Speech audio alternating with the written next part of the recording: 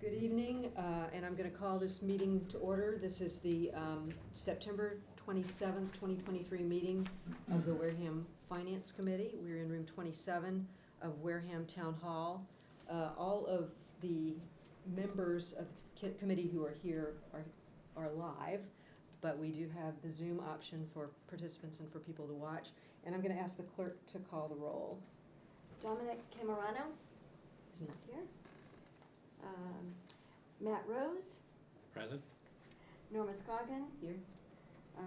Jody Smith, Here. Jerry Stefanski, Here. and Julie Moran, and Heidi Churchill. Here. So we have 6 of our 7 members here, and we do have a quorum. And I'm going to start with agenda item A, which is public comment. Is there any member of the public on Zoom or present who No, wants to not speak? present. All right, then we'll move on to item B, which is the presentation and discussion of Fall Town Meeting Article 17, Saturday office hours. And our town clerk, Deb Gramo, is here. Would you mind stepping up here to, yes, I think you can be seen on screen if you sit in that spot. And we are looking forward to hearing what you have to say about your article. So it's just, I'm asking that that go to town meeting just for the acceptance of the Mass General Law 41, Section 110A, 110A. And it's just to treat Saturday as if it's a holiday. And the only time, it's only for local acceptance, more or less. So when a voter registration is on a Saturday for a town meeting or an election, I could treat that as a holiday, and it would be the day before. That's basically, it doesn't come into play for state or federal elections, so that's all it is, the acceptance of the Mass General Law. Okay, an optional. And you have to accept it to be able to, to treat the Saturday as a holiday. Sure. All right. Does anybody have questions on it? Is this what most cities and towns do? Most do. Yeah. But you can only use it on the town, so, on the town Town side. members. Yeah. Yes, okay. So it would, although the state and federal elections are always on Tuesday and voter registration will always be on a Saturday, we cannot use that as a legal holiday because the state and For federal. that reason. Okay. So this affects deadlines and that sort of thing? Yeah, So it just moves the deadline? so it'd be just like if something was called on to be open on a Saturday for a town, it's, Saturday is treated as a holiday. Any other questions? Okay, thank you. Thank you. Please go home. Okay. See you. All right. So that takes us to item C,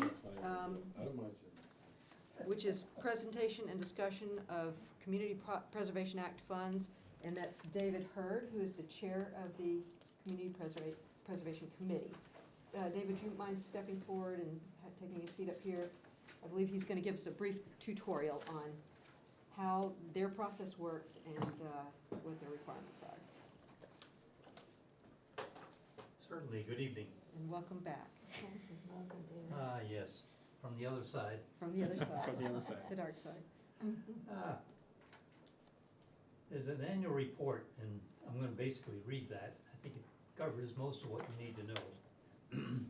Community Preservation Act, Mass General Laws, Chapter 44B, is legislation which allows cities and towns in the Commonwealth of Massachusetts to adopt a property tax surcharge, with the surcharge revenues plus matching funds from the state to be allocated for, 1, the acquisition, creation, and preservation of open space.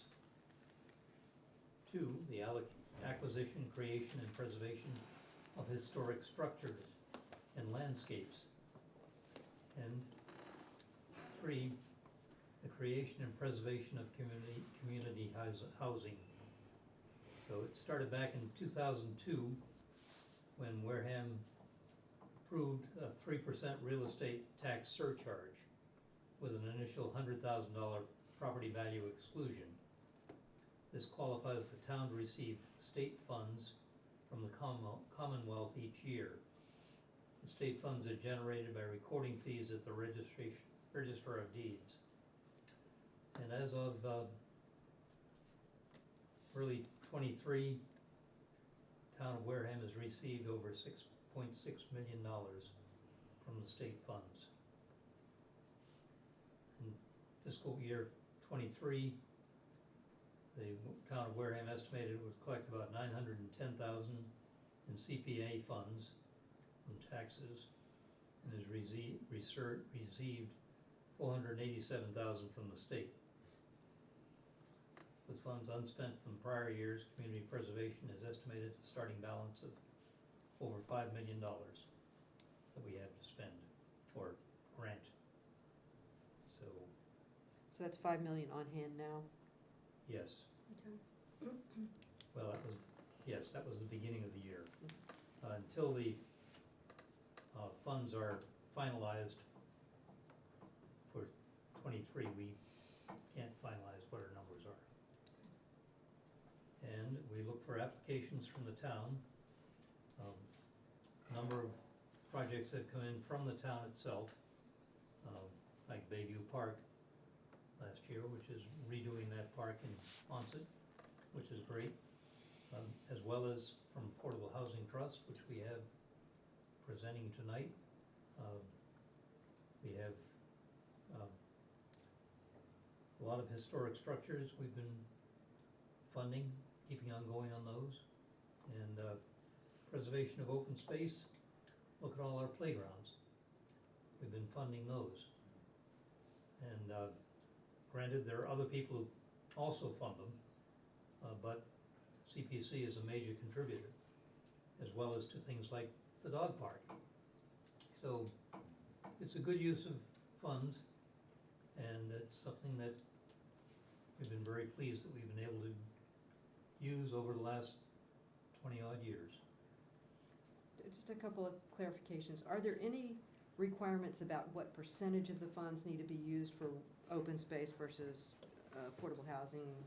Yes, there are. What's that breakdown? That's, we have to allocate, each year we allocate through town meeting 10% of the funds to each of the attributes.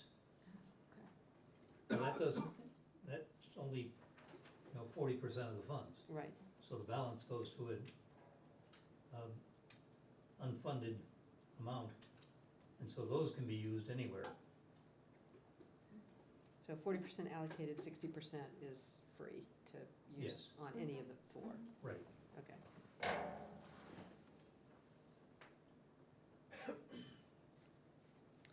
I have a question. How many applications are pending in front of the CPC right now? Right now, there are none pending. They will be, everything that we've had presented to us has been approved or disapproved, as being, the approved ones are being presented to you and town meeting. And town meeting ultimately makes the decision as to whether or not the fund should be expended. It's not the committee's decision, it's town meeting makes that decision. So what is it the committee decides when it approves or doesn't approve? Is there a sort of a bright line that you follow? Yes, there are. There are certain requirements that they have to have, and there's a, see if I have a copy of it here. Did I? Let's see.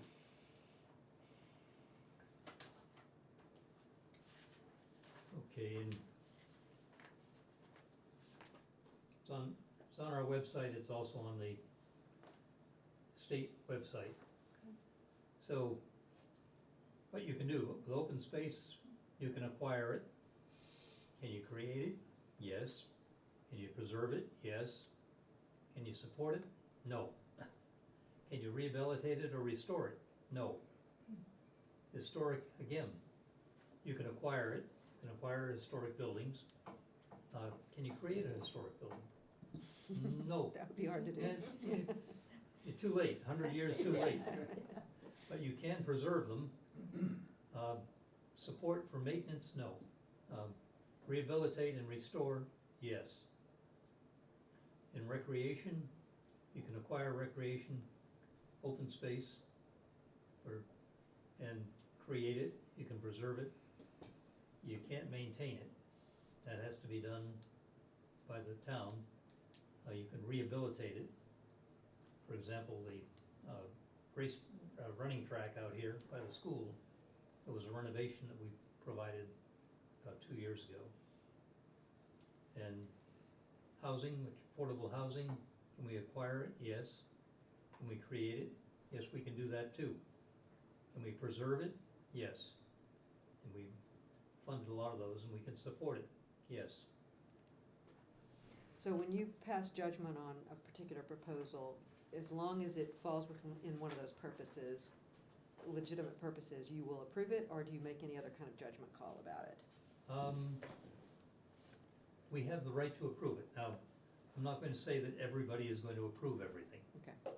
They're not. I mean, it's individuals and there may be other reasons for some activities. So I'm not going to say that So you use your discretion? you use your own discretion, Right, yes. And David, these are state requirements. Correct. And I assume it covers every town, community that uses the funds. That is correct, Okay, so across the state, yes. got it, okay. If I heard your numbers right, so the state's reimbursing about 50% on the dollar? About that, yes. That's what it sounded like, so that's actually gone up quite a bit in the last few years. Oh, we did It get, was down in the low 20s at one point. it was, and then, I think 2 years ago, there was extra money in the state fund and they actually got some additional funding. Yes, but the other thing that takes place is that there's X amount of dollars that the state has for CPC. Right. And originally, there were very few towns. So Wareham being one of the few towns got well reimbursed. Now, I don't know what the actual number is, but it's the majority of towns are members of CPC, they've joined it. Yeah, 'cause when it So- started, it was up in the 70s, it was 72 or 73%. Yes, that's correct. So it's gone down after that. And one more clarification, because you've used the word reimbursement, which is an important word, I Yes. think. So when you make a grant and the town approves it at town meeting, the money doesn't get transferred right away, does it? No, it does not. How does that work? Typically, if it's pick a playground, for example. When the playground committee goes and orders materials, when they have to pay it, they'll send us the invoice, and we will pay the invoice. So you don't hand the money over to them to Don't then hand the do money, whatever they no. want? I see, Okay. so you make the payments, Yes, approve Yes. and make the payments. yes. So if it's a payment, that's typically what happens. This afternoon, you'll hear about our Affordable Housing Trust, and we will be giving money to the trust, and they will disperse it. Because they have their own. They have their ways own of- requirements for right, that. right. And they're, yes, okay. Fine. Other questions? Yes? Dave, are there projects that you have approved, but no one's done the projects? I mean, do you keep the money open for a while and then take it back, or how does that work? Some of these are open for a long time. For example, the fences that went in down at Swifts Beach that we paid for, I believe that funding was made in 2014. So it was funding that was available. There's no timeline? then? There's no timeline. Although in the recent guidelines that we've established, we've asked for it to be done within 2 years or come back to us and apply for an extension. Extension, okay, for like I good think cause Sandy or wants to is it for good cause chime in on shown or this. something like that? or whatever, Yes, Okay. promoter or? Sure. So we've got Sandy Slavin, who's, we're gonna put in as a panelist, so she can also speak to some of these same issues. And Sandy, for those of you who don't know, is a longtime member of CPC. Yes. Former chair. and typically, CPC does not present to the Board of Select Board or the Finance Committee or town meeting. We leave that to the applicants to make their presentation. And I requested that this extra information come out, just so that we're all on the same page about how things work. Yes. So, I think we Sandy? I think we lost her. oh, did we lose? And just another question, David. So the reimbursement acts a bit like like a control, a way to control the project. Do you have requirements besides the time, of course? Do you, as it proceeds, review the project, verify it, inspect it, or is it really up to the applicant? It's up to the applicant to do Okay. that, Okay, yes, But obviously, if it doesn't happen, you don't send the Yes. money. correct. right. That acts as a good control, Right, frankly. that's a really good control. Okay. Just being nosy, I forget the name of the playground up in Glen Charlie, have they started doing anything with that yet? Yes. Yes, Oh, they have. they have. You know, that goes back a bit, Mm-hmm. Right. Yep. big bit. And it looks like it's almost done. Oh, They're really? they're getting pretty close. In Yeah. fact, they, I was up there the other day, and Yeah, I had there's a left for lot. quite a while. Yeah, there's I a knew lot they had going on down drainage there. Problems and other problems. yep, in fact, before coming in, I did We lost sign her. off on an invoice for that tonight. Sorry, one more question.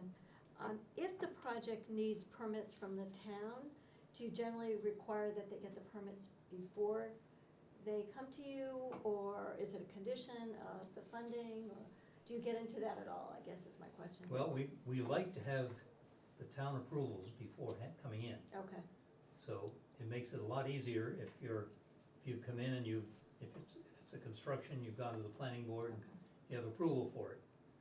If you haven't, then the chances of you getting funding, are diminished. okay.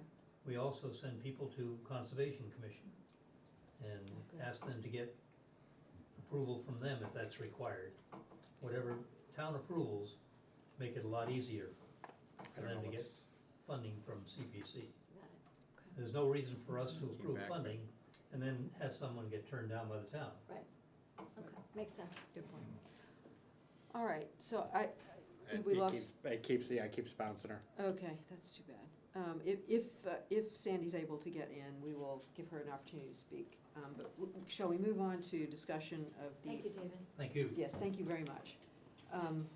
Of the various CPC articles. We have 3 of the 4 that are going to be before town meeting on the agenda tonight. The 4th was not able to be here tonight.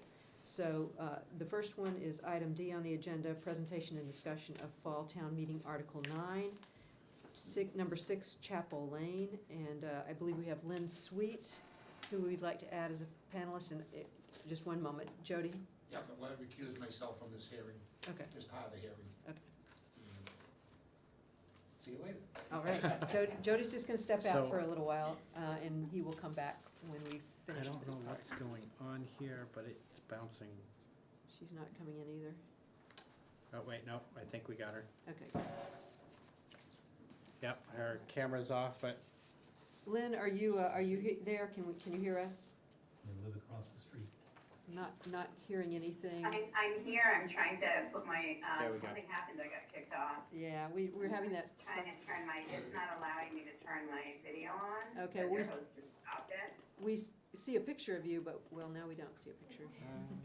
Yeah, But- someone needs to allow me to use my video. Is it? All right, this is a new process for us, so we apologize for the hiccups, but we're getting there. No, it's great. And we do have Stephen Bushman here as well. Do you want to step forward to this seat, Stephen? And if we're not able to see you, we can still hear you very clearly. And the only option I see is, oh, Sandy's got her hand raised again. is it that by any chance? Start video? No, that's Or my, that's just us? Okay, that's my video, yeah. okay. And we're not. I don't see the option, so I can go in, I can ask her to start.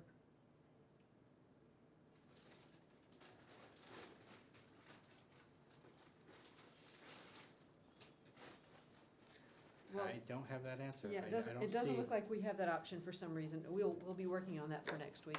But Lynn, if you don't mind, are you able to just go ahead and speak without us being able to see you? Sure, absolutely. And we do have some materials that you forwarded to me and I passed on to the committee. No, thank you very much. Thank you for taking the time to invite us into this meeting. I'm Lynn Sweet. I'm with LDS Consulting Group. We're based in Wellesley, Massachusetts. We've been working with Stephen for a couple of years now on this project. By way of background, it was a friendly 40B with the support of the Board of Selectmen. We went in for 8 units of 3-bedroom rental apartments, and we do have all of our permits in place in the sense that we have a comprehensive permit to build this, and we are trying to sort through the financing on it. Originally, the project was 8 units with 2 units at 80% of AMI and 6 market rate units. With the rise in interest rates, unfortunately, the numbers are not working the way that we had hoped that they would, and we are not able to finance as much as we had hoped that we could originally finance. And that's why we are asking for community preservation funds for this project. It's roughly a $2.1 million project.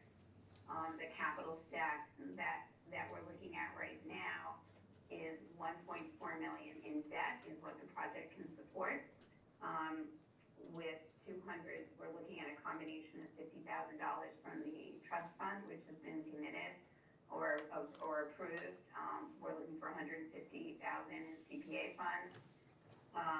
We are going to be then applying in the next month or 2 for neighborhood stabilization funds from a state agency for Mass Housing, around $300,000.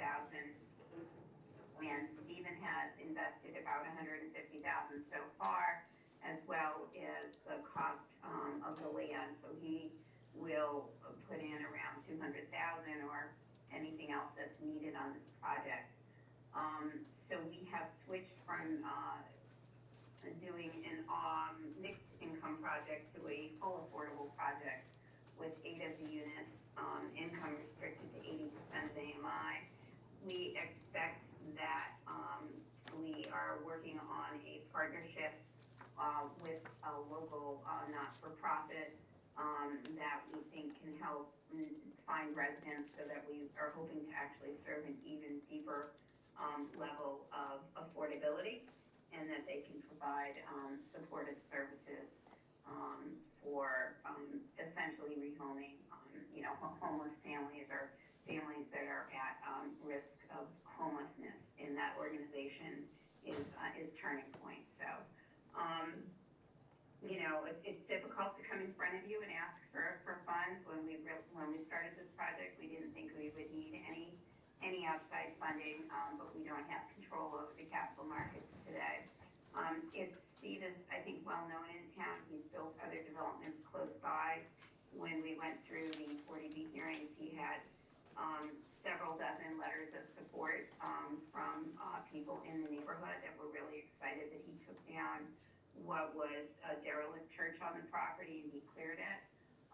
So we're hoping to move forward with an affordable housing project that will give residents a little bit of privacy, quality housing in a really nice residential neighborhood. And I'm happy to answer any questions you have, and I don't know if Stephen wants to add anything in. I just wanna change one thing, Lynn. You're saying 8 units, the total package is 6 units, folks, 3 Oh, duplexes. sorry. That's all right. I know we discussed that at first, but we did change.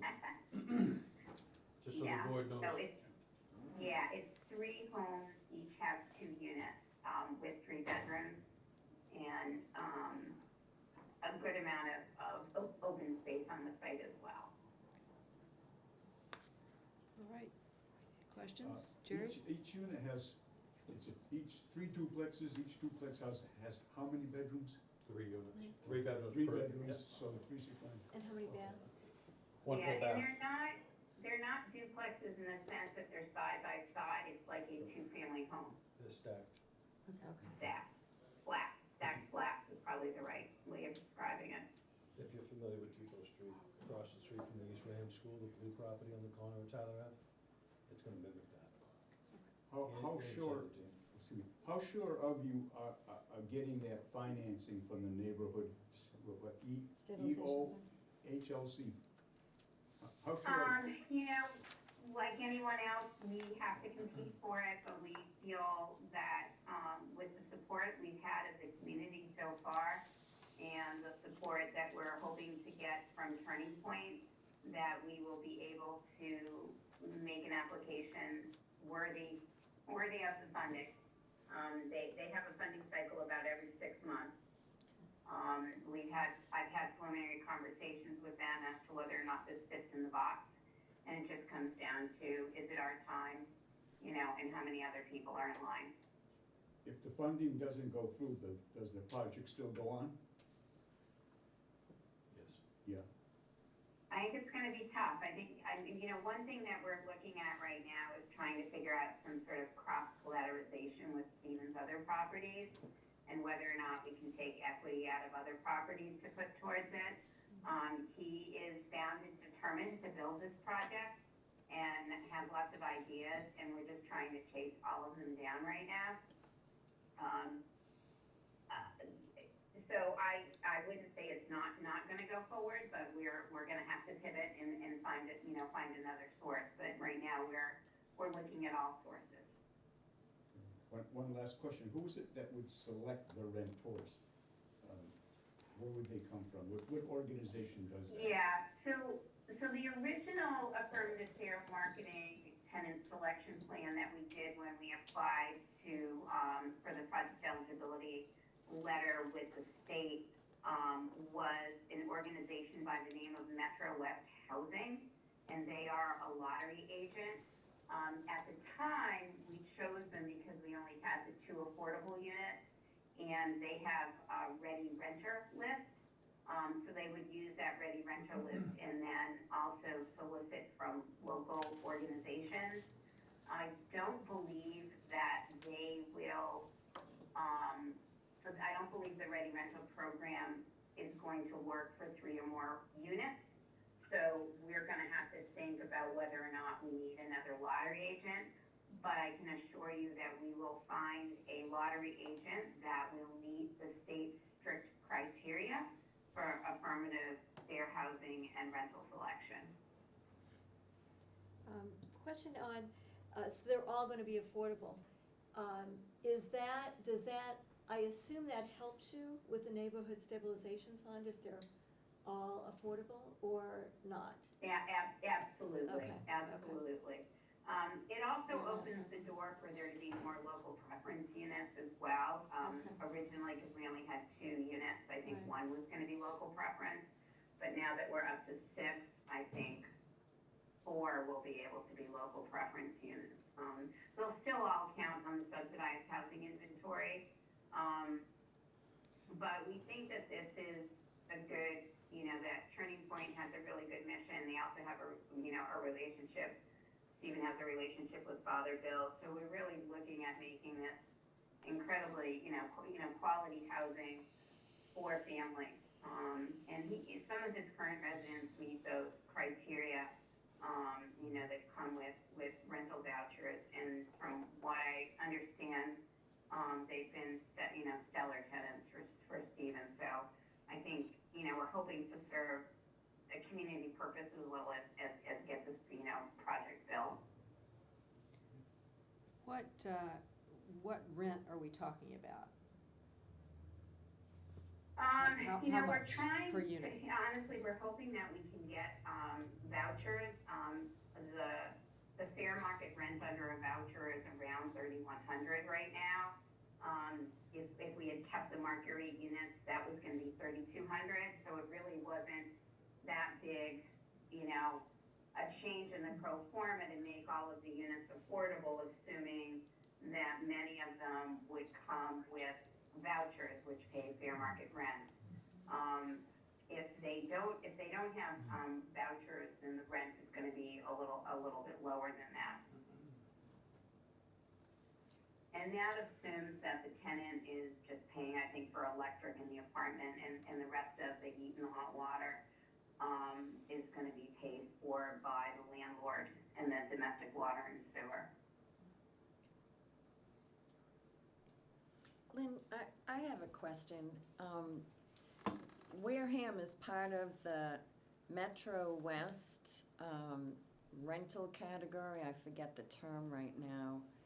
If they were to move into the New Bedford Fall River, where they determined the affordabilities, would that substantially impact the project if the market So- rates were a lot lower? Yeah, Wareham is actually in the Boston, Quincy, Cambridge, Right, HUD area. crazy, And that is not determined by anyone other than HUD. right, I don't imagine that they will be changing that, category anytime soon.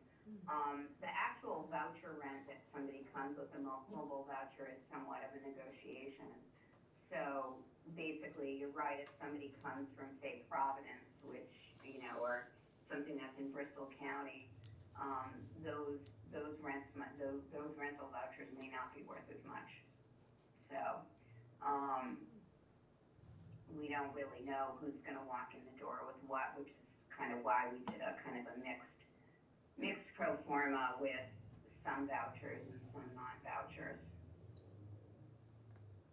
and one more question, if I may. Of course. To Steve, is the sewer moratorium gonna affect this project? No, before the moratorium took place, we applied and received it. In fact, we Good. just tied into sewer this past weekend. Good. We brought it back 130 feet, we got another 180 feet to go, but we're halfway there with the driveway for the residents that exist. How far along are you in the construction? Or are you just putting in the We're in the utilities? beginning stages Yeah. right now. Okay. There's nothing in the ground except for sewer. Okay. Plans are all done. We're getting close to the permanent.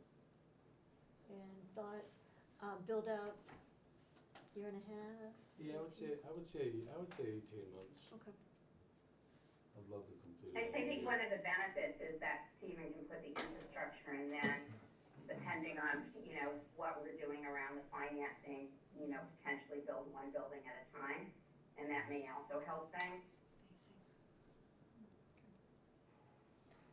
What kind of amenities are you providing, besides just the structures themselves?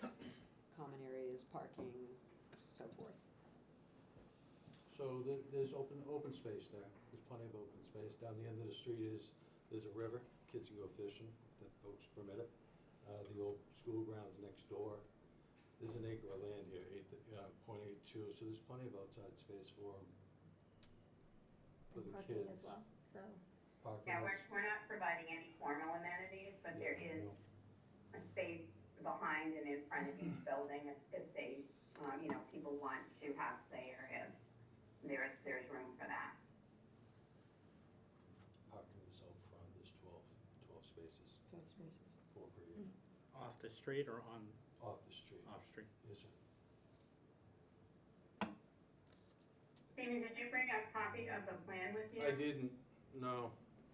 Let me just see if I have the ability to share. You should. Oh, okay, so let me just bring up the site plan, maybe that would be helpful. Yes. I just wanted to make sure I had the power.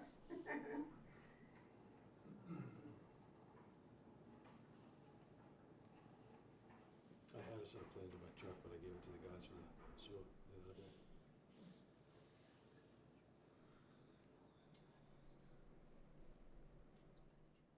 Trying to get to the right document here. I was so focused on the numbers.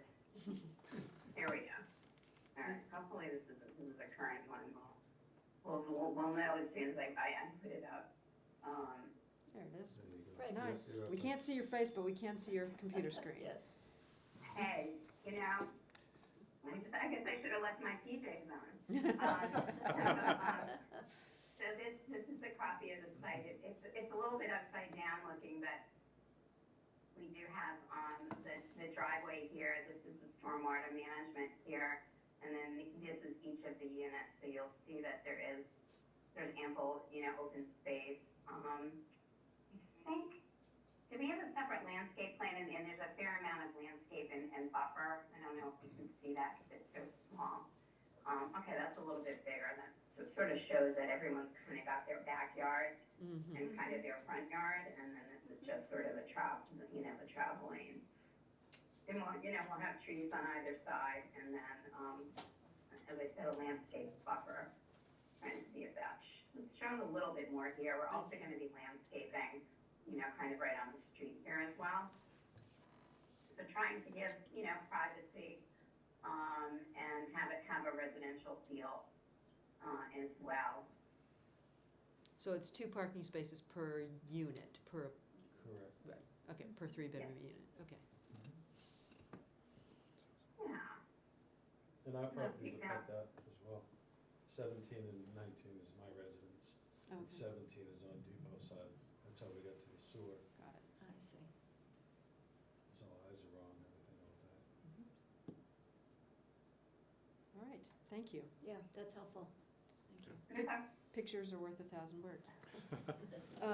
Any other questions for either Ms. Sweet or Mr. Bushman? Okay, You're good? thank you very much. Thank All right, you, Stephen. thank you, Thank you. folks. Thanks for your time. Thank you. Thank you for showing up and Bye-bye. enjoy the rest of your evening. Thanks, Steve. All right. The next thing we have on the agenda is Joshua Faherty, presentation discussion of Fall Town Meeting Article 11, the Westgate property. And he is the Town Conservation Administrator. Are we able to make him a panelist? I just sent over the invite. Joshua, can you hear us? He's not in the room yet. Oh, okay.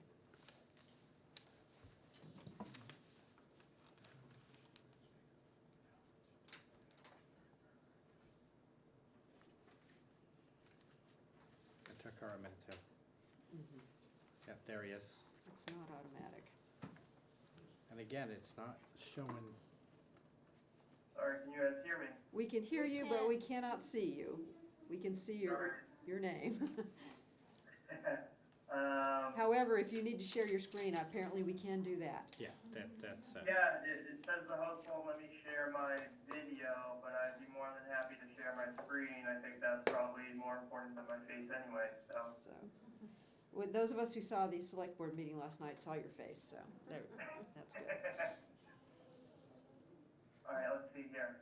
Can you see a small map of the Douglas Westgate property? We can. Yes. Okay.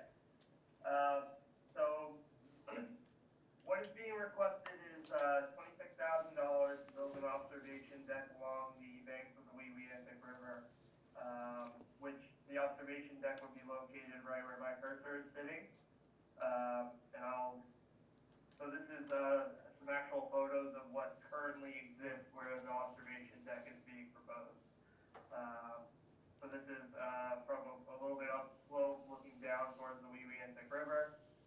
What was historically here was a pump house for some cranberry bogs that were on the Douglas Westgate property.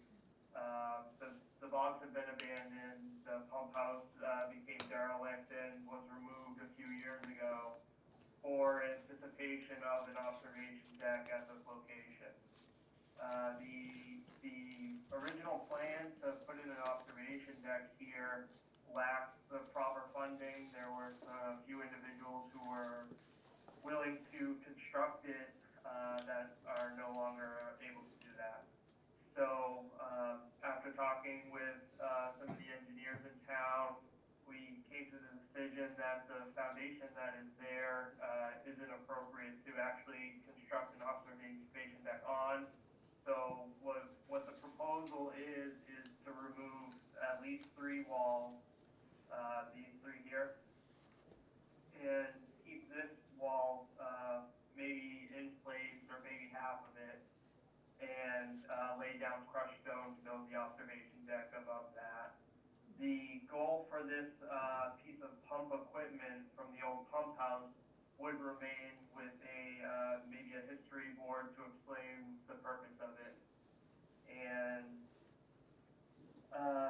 we don't have any plans for the current observation deck just because it really depends on, what type of able what type of ground we're able to find suitable mounting for, but we're envisioning something 12 by 12 or 14 by 14, with maybe a bench on 3 sides of it and the ability to view the Wewiantic River from this property. Okay. And would this amount of money that you're requesting completely pay for the project? So the only thing that this amount of money doesn't cover would be the DPW's assistance in removing the foundation that's currently there. The director of the DPW, Dave Menard, has told me that he will give me the manpower to get this removed. So we're not requesting any funds for that. That's something the town will improve. And other than that, the amount of money that we are requesting should cover the entire project. All right, any other questions? Jerry? Josh, how high above ground level will the observation deck be? So if you see the lowest part of the foundation in the current photo I'm showing you, I think that's probably the goal we're going to get, so that we don't have to build any stairs or anything to get onto the observation deck. It will just be maybe a slight ramp to get onto it. So we're really trying to keep it almost ground level with this section, and we'll just build a ramp to access from the ground onto the observation deck. So maybe, 2 feet above the ground here, and as the topography starts to slope off as you get closer to the Wewiantic, it might be 3 or 4 feet off the ground on the largest side. Will you be able to see the river, or do you have to cut some trees down? No, I'll refer back to this photo here. Again, this is the foundation that will be removed, and you have a great view of the Wewiantic River just with the removal of the foundation. Are you concerned at all about flooding? No, I don't see any concern for flooding, especially where I imagine this will be put onto either sonotube footings or helical footings. The other thing that we have going for us here is all of this is kind of ledge material. So being able to either connect directly to that or build right on top of it, there shouldn't be a concern for the anchoring to be washed away in any way. Other questions? All right, thank you very much. No problem. You guys have a nice night. You too. Chairman, are you all done with that other hearing? Yeah, I'm sorry, yes. We should have sent you back, sent somebody else. Somebody just told me out there. Okay, I apologize. That's Jer- on the We're, other end of the hall. we're not trying to silence you. Yes, we got involved. Welcome back. All right. So that takes us to our third, Hold on 1 second, Sandy Sandy, wants to try to weigh in again, let's see if we can get Sandy in the room now.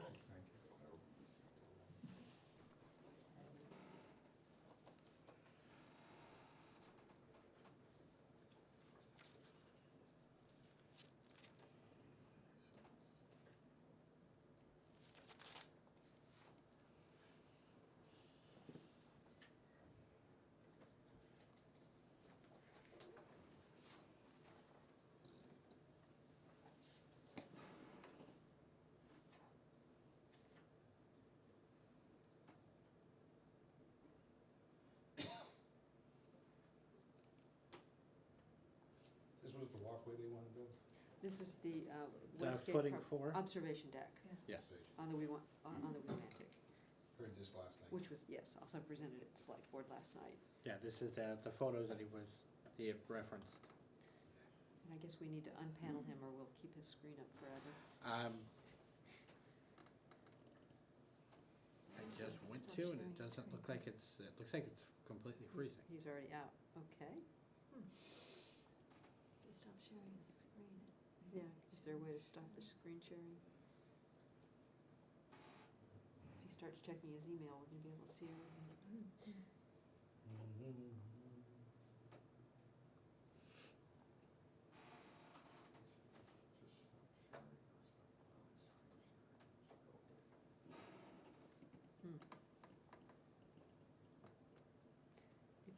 click on the thumbnail of us, does that make a difference? Try something here. Please bear with us.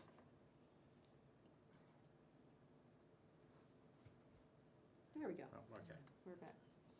All right, Sandy, are you in? No, I'm not showing Sandy at all. Okay. All right, we will move on then to item number F, presentation and discussion of Fall Town Meeting Article 12, Affordable Housing Trust. And we have Carl Schultz, who is the chair of the Affordable Housing Trust, with us tonight. Welcome. Good evening, thank you. Good evening. And what can you tell us about your article? So, before I talk about the article, I thought I would spend a few minutes describing or talking about the trust, because we haven't been before you in a while. That's right. So, just as some background, in 2005, the state created the act that enabled local communities to create affordable housing trusts. The idea behind that act was to give communities better control to respond, to create a funding mechanism to give communities control to respond quickly to affordable housing opportunities within their community. So our mission is to help Wareham create affordable housing opportunities. To date, there are 140 trusts that have been created in communities across Massachusetts. The bulk of the funding for these trusts come from CPC funds.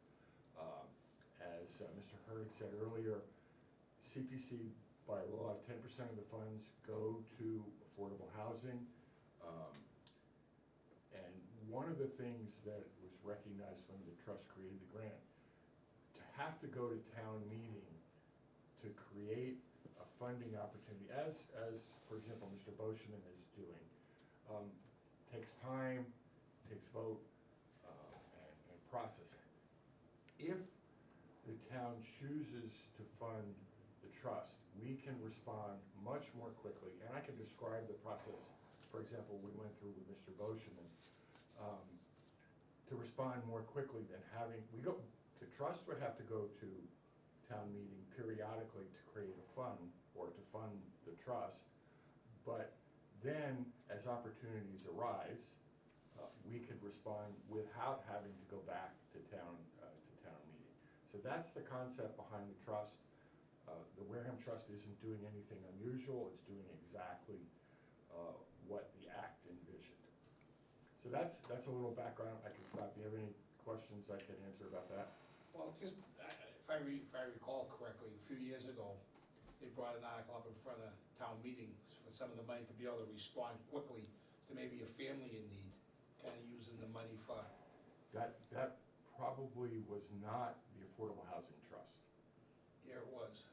That we don't generally respond to families. This in wouldn't need. be rental, you don't do Oh, rental assistance. we do or rental something? assistance, so. Okay, I think that's what he's Oh, talking sorry, about. Yeah, we're not gonna do food or. Right, no, but, Yes. Rental. Yeah, Rental I'm sorry. assistance, Yeah, yes. it's. I don't kind of remember thought- that, I I don't can remember understand that a quick article. response to something like that, somebody, for whatever reason. That is, so the kinds of things the trust can do. Okay, Oh, do I'm sorry. you get many applications for rental assistance? We have 112 applications for rental assistance, 2 units. So we could talk about Woodland Cove. We're not funding, I wanna be clear, we're not funding Woodland Cove. We are providing rental assistance to 112 families. Well, let me say it differently. 56 families have been approved, or have been authorized, and tranche 2 would be the second phase in February. That would be 112 families that we're gonna provide rental assistance to, all income qualified, all going into affordable units. So yes, we can do rental assistance, and we look to do rental assistance. Now, to answer what I think your other question is, how many applications do we get? I think we need to do a much better job of creating awareness within the community that we're here. The problem, and if I describe where we're at with finances, I would say the problem was historically, we really haven't had a lot of funds to make available. So for the past year, and Heidi was on the trust at the time, we've been working towards getting our processes in place so that we can begin growing the trust, start marketing. We have ideas about how to create a larger trust fund, which I can talk about, but that's not the goal of tonight's meeting. But yes, we need to do more marketing, we need to get more applications before us, and we need to do better at responding. Now, when you say assistance, for how long? That is flexible. So for the units that we're talking about, That's well, flexible. yes, but we're doing a one-time payment for the 112 units that I'm talking about now. It would be a first month move-in assistance program, because that's all the funds we had. So let's say, and I hope this doesn't, nobody has to do this, somebody had a fire and all of a sudden they needed housing immediately. Could they come to you folks and say, gee, I need the first and last month's rent to get in someplace, my family, we're on the street? It would have to be, they'd have to be income qualified. Yep. They'd have to be moving into an affordable unit. This is all about affordable housing, it's not emergency Okay, assistance. I get that. No, but I'm saying, so if they met, conceivably, if they met the criteria, they were income qualified, the unit they were moving into was an affordable unit, designated and deed restricted affordable unit, then yes, we could conceivably help them. And we had And funds if you available. had the funds on hand. Yeah, So- well, obviously, at the end of the day, you have money. Yeah. Yeah. So why don't you go and, into Okay, what so, you're asking for? It's great, but these are good questions. Yes. It's important that you understand how the trust operates, Yes. because in order to support funding it, Yeah. you've got to agree with the mission and the concept, so I think that's a great question. So let's just talk about why we're here today. And I'm surprised to say, for you to say that we were here, because I think the last time we were here was in 2010, when we got the $60,000 CPC grant. I thought that was the last time. I think we've seen you more We've seen recently you than that. since, Okay. Jim Muniz came in front of us for All right. the article for the, Yeah. Oh, I'm sorry, you were Yes. here for the, Yeah, the article we're just kind of talking about, yeah. yes, yeah, well, the no, it was percentage from the sales. percentage The of fund, the tax. of the tax sales, right. Yes, Yeah. that's, yes. Tax sales. Yeah. That's the most recent time we've Yeah, had. you're right, we were here for that, I apologize. Anyway, so, what we did, when we started this year, our fiscal year begins in June, which is, I think, the town planning cycle, anyway. And the So, state too, yeah. yeah, when we started this year, and I sent you a copy of our sources and uses and our notice of funding availability, we had $197,000 available to us. A $60,000 CPC grant that was awarded in 2010, which had been allocated back then for rental assistance for residents of Woodland Cove. And I'll say it that way, not for Woodland Cove, but for residents of Woodland Cove. So you've had that money since 2010, haven't And- spent any of it? Because the project is only now coming in, I think in October, they will begin renting units. It was earmarked for Woodland Oh, Cove. it was earmarked for Yeah. Woodland Cove? Yes, earmarked, yeah, we didn't, Okay, yeah. okay, I get it, yep. So we started the year with that, so that money was earmarked, so we had $137,000 left. For a year, we've been working with Mr. Boschemann's project. This summer, we awarded him a grant of $50,000 to assist in construction, so that took $50,000, so $110,000 of our $197,000 has been awarded. That left us roughly half. Mr. Boschemann has a second project that he's applied for a grant for at Depot Street, and the residents of Woodland Cove have another 56 affordable units, similar to the first batch, that we are considering awarding a rental assistance grant to them. That would deplete all of the funds we have available in the trust. So at that point, or at this point, we really have no additional funds available to to award grants. So now we're coming to the town and said, we like to refund the trust. Does that make sense? Is that a good guess? To create more funds available for the trust to access so that we can move forward with our mission. So we're asking for $150,000 and recognizing your question, well, it's taken us a long time. We're not asking for a lot of money yet. We've got to get momentum, we've got to prove a track record, we've got to get things going. And once we can build that momentum, we think we can request a larger and larger share of that 10% that comes from CPC for affordable housing. Of course, with approval, but we can justify the request. So we think at this point, we'd like another $150,000.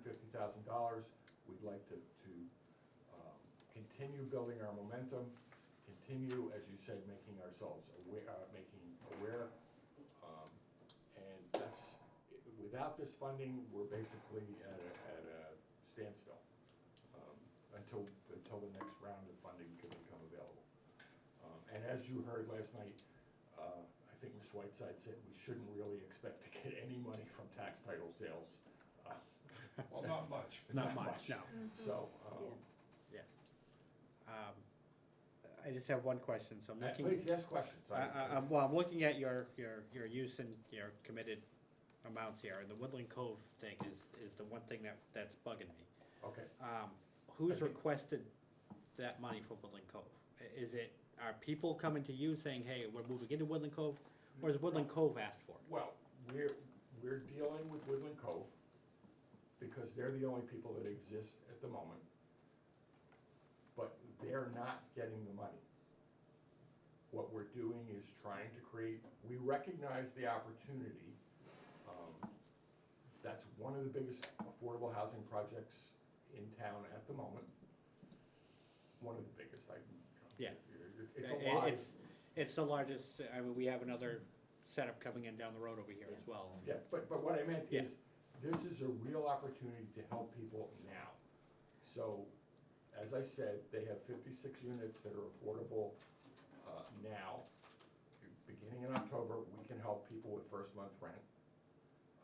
Now, will the people be coming to you to Okay. receive the assistance? We're using much, like Lynn said earlier, we're gonna use the management agent at Woodland Cove to be the lottery agent, and they're already a lottery agent with the state because these are affordable units. Okay. So they're going to process the grants. They have to certify to us the criteria that the individual is Income qualifications. income qualified, Okay. and that we know the unit's an affordable unit, so they have to Right. certify it. One of the things is, right now, the trust has just 5 members, we don't have staff, so one of the things we spent the last year working on was trying to find an administrative agent To be able to handle these. to be able to Right. handle this. We talked to the housing authority, but we haven't needed to engage anybody yet, so we're still, if the volume ramps up, if we begin to get large number of direct applications, that is a challenge we will need to resolve.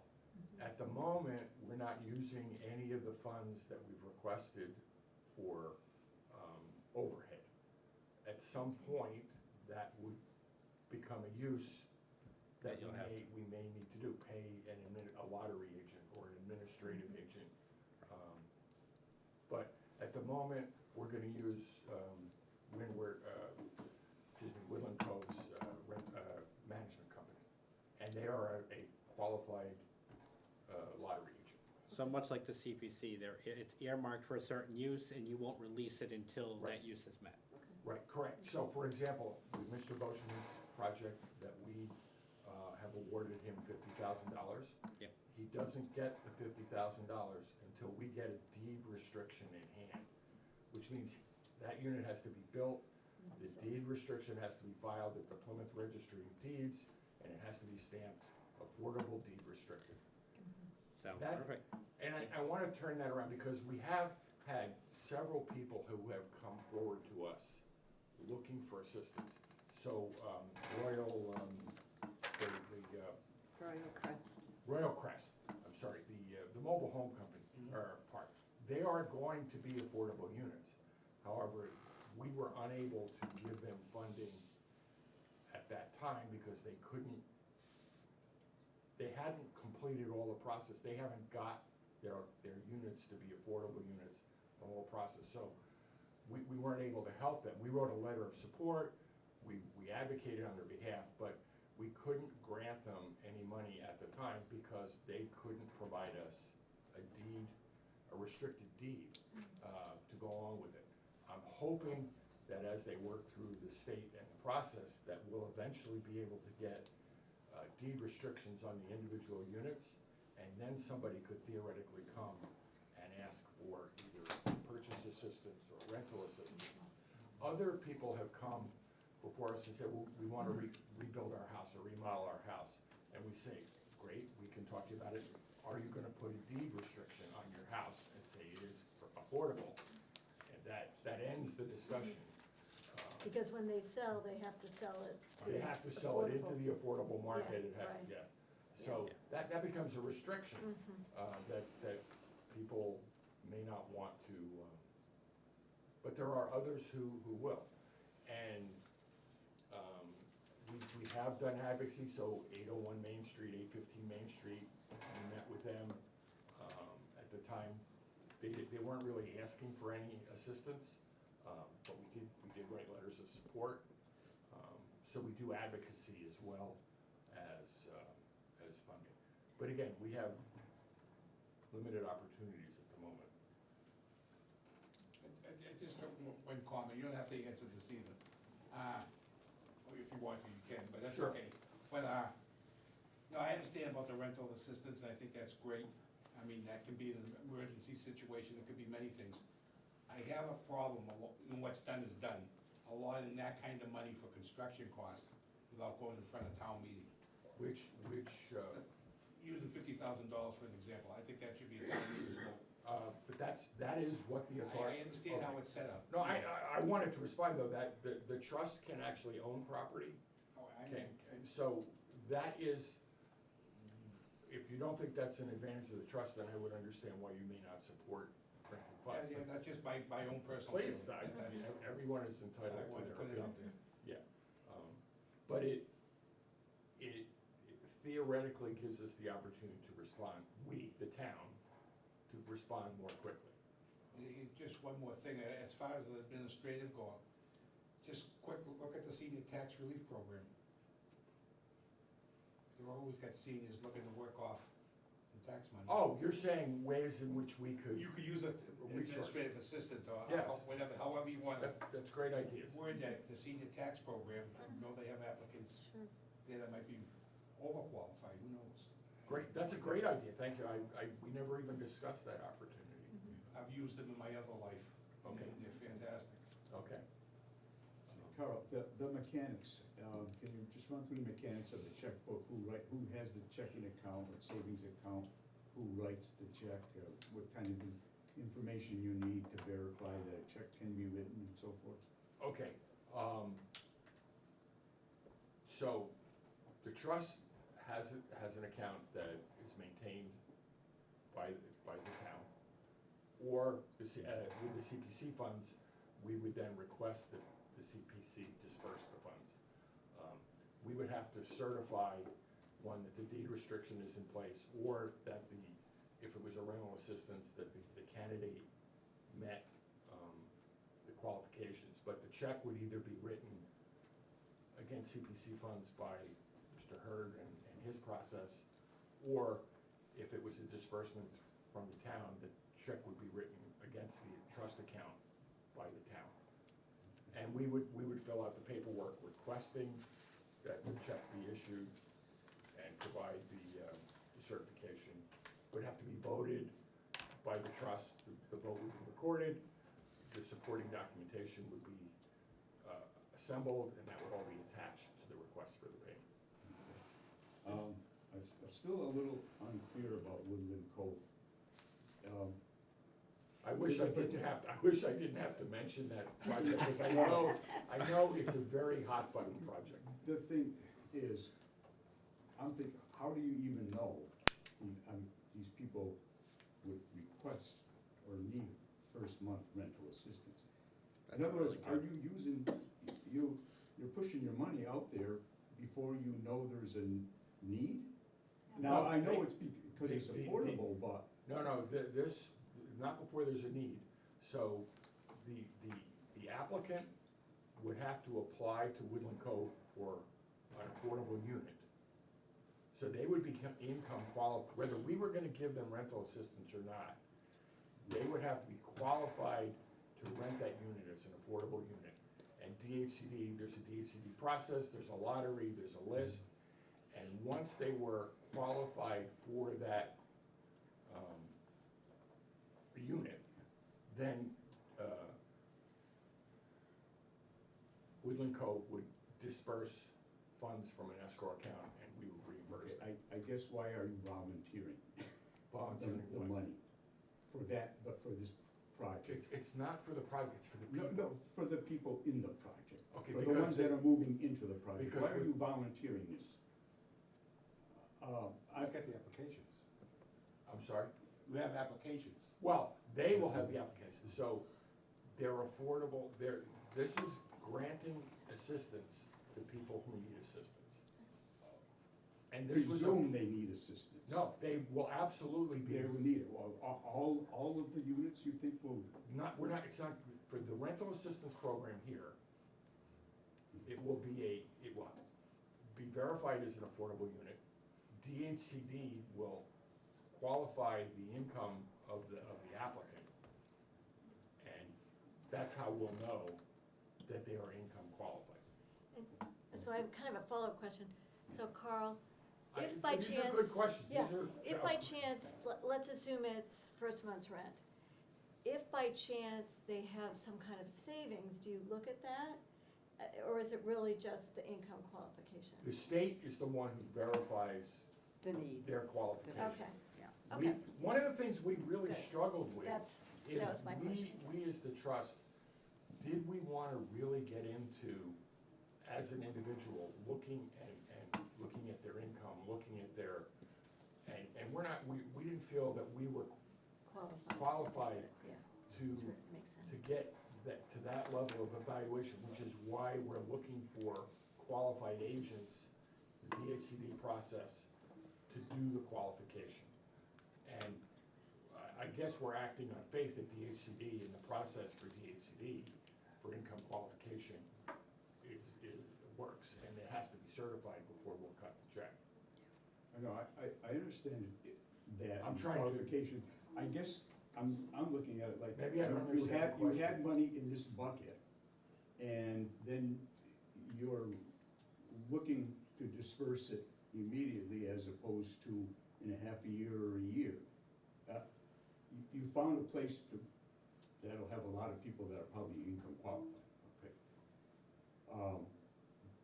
But I don't, I'm just saying that I would have held back. Okay, but, so maybe I'm not understanding the question, because if the need is there, why wouldn't, so Well, let me parse this into two parts. The decision to fund the first tranche at Woodland Cove was made 10 years ago, okay? And it's been earmarked, and we did not revisit that. We theoretically could have revisited that. And then, so that opportunity has now become available and realized because they're built and they're gonna start taking people in.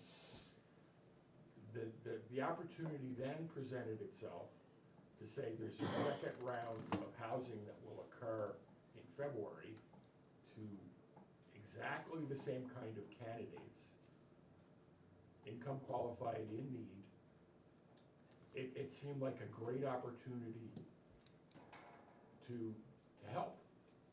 And I guess the question I would ask is, if we have the opportunity to help and there is a need, and the need is verified, why would we,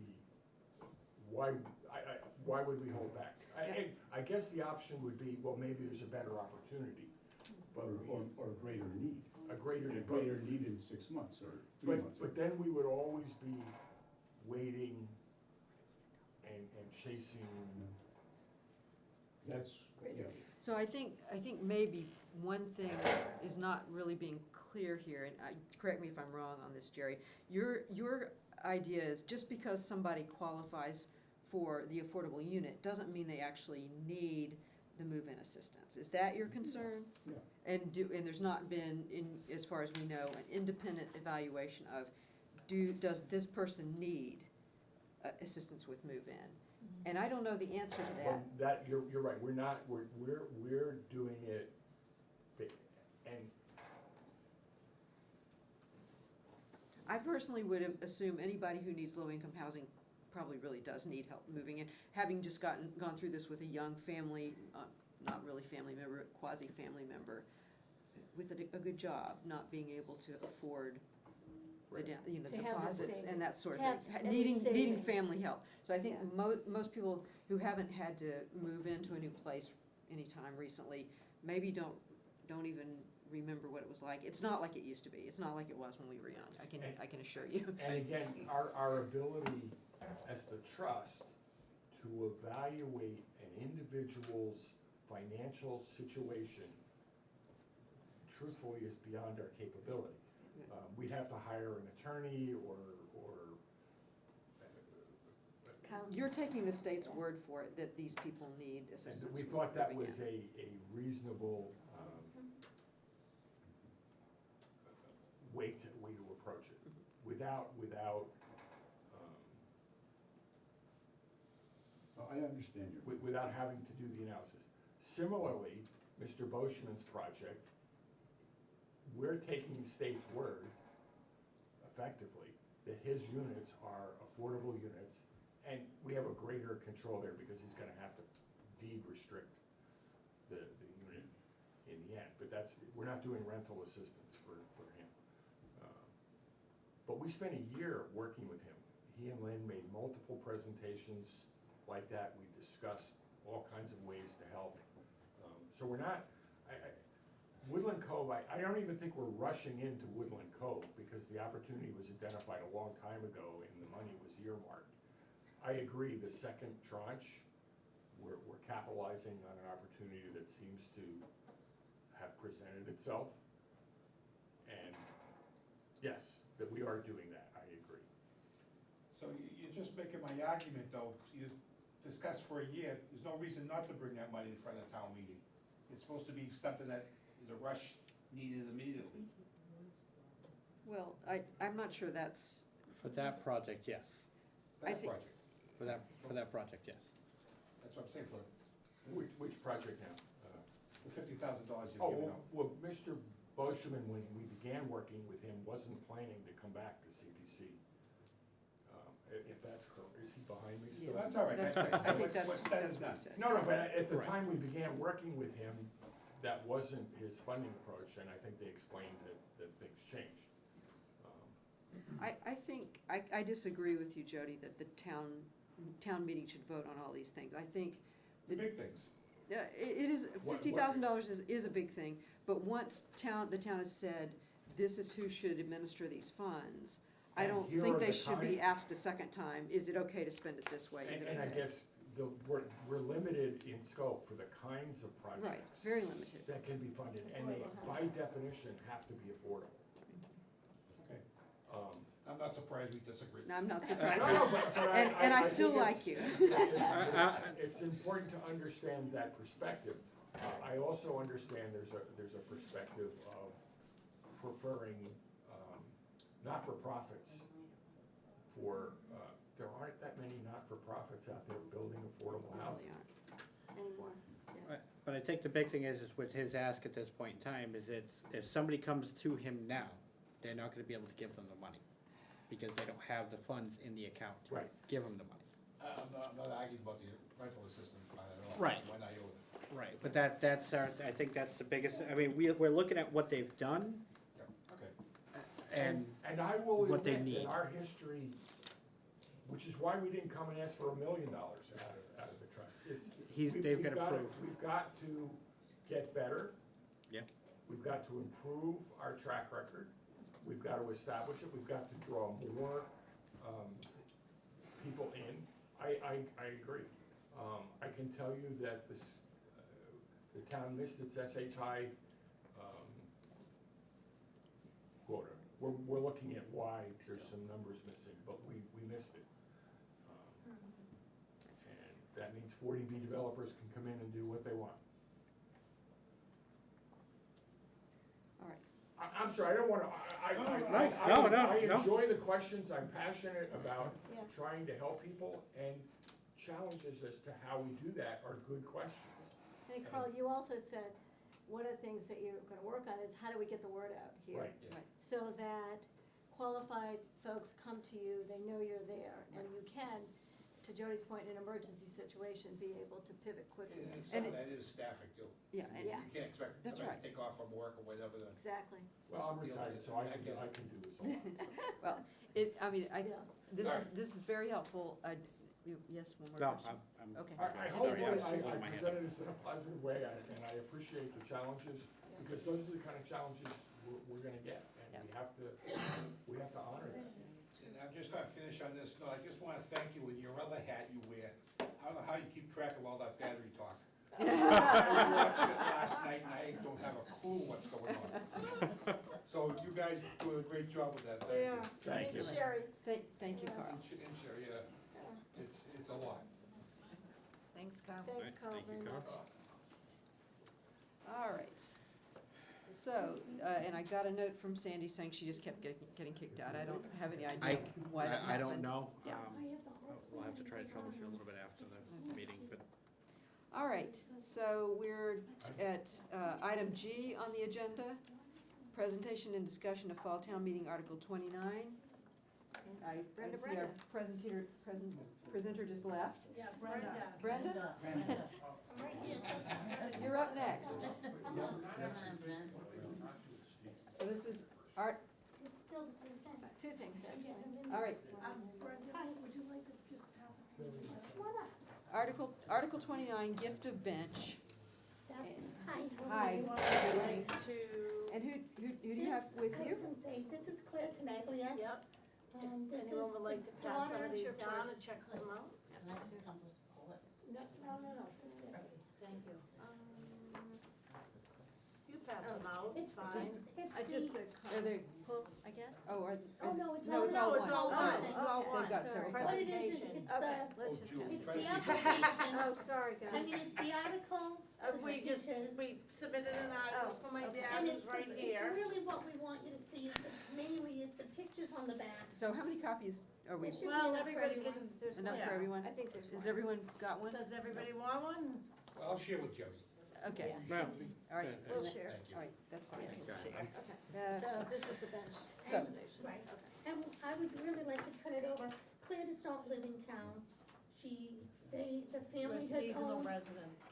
family has owned a big portion of Swift Beach for probably 60 years. They have several houses down there, I mean, like cousins, uncles, brothers, all that stuff. Okay. And, her mother is the one who passed away. All right, And one moment. Claire, would you mind spelling your last name? Well, first and last name, please. Okay, It's, my first name is Claire, Claire, and I'm representing my dad who's in the front row there, and the last name is Tenaglia, Tenaglia. All right, thank you. And my dad would like to gift a granite bench on Swiss Beach, paid for by him. There is a bench that is there, a memorial bench. It's probably been there 25 to 30 years. If you look on the photo, it is, around the bench is all cracked and disrepair. if I can just say, they Yeah, didn't, go ahead. what they did is on this previous bench, it wasn't put in properly. There's no foundation on it. They just put it in on the end of the dead-end street. All right, and it's, is that dedicated to somebody else? It is, and we know them, and Okay. they're, they're fine. the bench, the proposed bench would be, there's plenty of room, it would be beside it, it would be 6 feet long, same width, same type, same identical, except, different wording, minimal wording. My father has also offered to fix the existing bench with concrete, not concrete. with- Putting the foundation under Yeah, both of them so put- that it's yeah, a safe area. to secure it. So Because- these would be side by side, or? Yeah, Okay. side by side, plenty of room to go around, but as you could see that, even if my dad didn't, do this, that bench is in disrepair. Mhm. It's, definitely it's something waiting to happen there. Okay. The last 2 pages are, we did receive 2 quotes. They're both, I mean, one is way on one side, the other's Yeah. way on the other side. But I believe one of the quotes doesn't, Yeah, you've got them both here. yeah, one doesn't One's not- ask the one's not actual installation. repair of the, The second one doesn't give the foundational repair, the Okay. first one yeah, does. but, Oh, okay. yeah, and Gotcha. my father has offered to, pay for the whole thing, Okay. and that's it. And so what about maintenance of the bench once it's in place? Granite bench, what kind of maintenance does a granite bench The last one need? seems not to be Well, done so because well. it wasn't done properly. Okay. It Because wasn't the done foundation properly. wasn't done properly. I mean, what do they do in the cemetery with the granite? I mean, they don't really, But what Does about any anybody go over what there about and- any storm washout or Yeah. anything yeah, like I that? don't think so. I think if they don't do something about that existing one, it's all criminal. And why is this coming up in the town meeting and not in front of the select board? The Because. select board, Go ahead. oh, I'm sorry, did you wanna say something, Yes, Tricia? I'm a select board member. Can you identify yourself, because not everyone can see you necessarily. I don't want to give out my name in case I'm in trouble. Well, Everyone knows who you are. I'm Tricia Worth, I'm a member of the select board. It did come in front of us, and the board has made some decisions not to put in further benches because we do not have the maintenance people to keep them up in shape. So I think this is a really good thing we want to do. However, the town is not equipped in any capability to maintain these anymore, and that's the problem that was cited during That's the the- select board meeting. Thank you. That is what they have said. If you look at all the benches throughout town, if they are done with the foundation properly done, it's not a problem. This one here, the existing one, was done improperly. So that Mr. Tenaglia wants to fix that one and put one beside it for his wife. All right. There is nothing as far as financially what you're gonna do. It's all paid for? This is all paid for. And the area where it is, that area of the beach is essentially surrounded by this family. They could not go in and pick up a bench and put something in without permission, so they had no ability to fix the other bench. Also, I think it's well received by everybody in the area because nothing really has been done to that area in many years. Swiss Beach really doesn't get anything. We can't even get streetlights. Every year I put in for streetlights, so it's well received. I mean, I had to stop people from signing it. I don't see, what happened at the select board, they said, oh, nothing, no more names anywhere, no more memorials. But since then, I have proof that I've seen memorials being placed. The playground for one, and I know that that was done beforehand, but, they are going back to putting pickets on. Municipal maintenance has been over there doing a lot of work, and they also were given $100,000 to upkeep the playgrounds. So, I mean, what does a granite bench need for upkeep? I don't know. Like I said, I equate it to a cemetery. Yeah. I mean, what do they do at the cemetery? So this is here because because of the maintenance aspect. Cause I couldn't figure out why you were here to begin with. It's not because it's going on town property or anything like that, it's just the maintenance.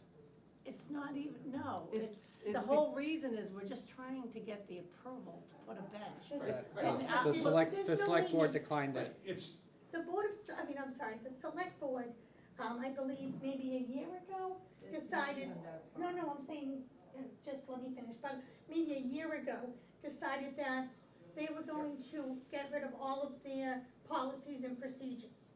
Benches were in there.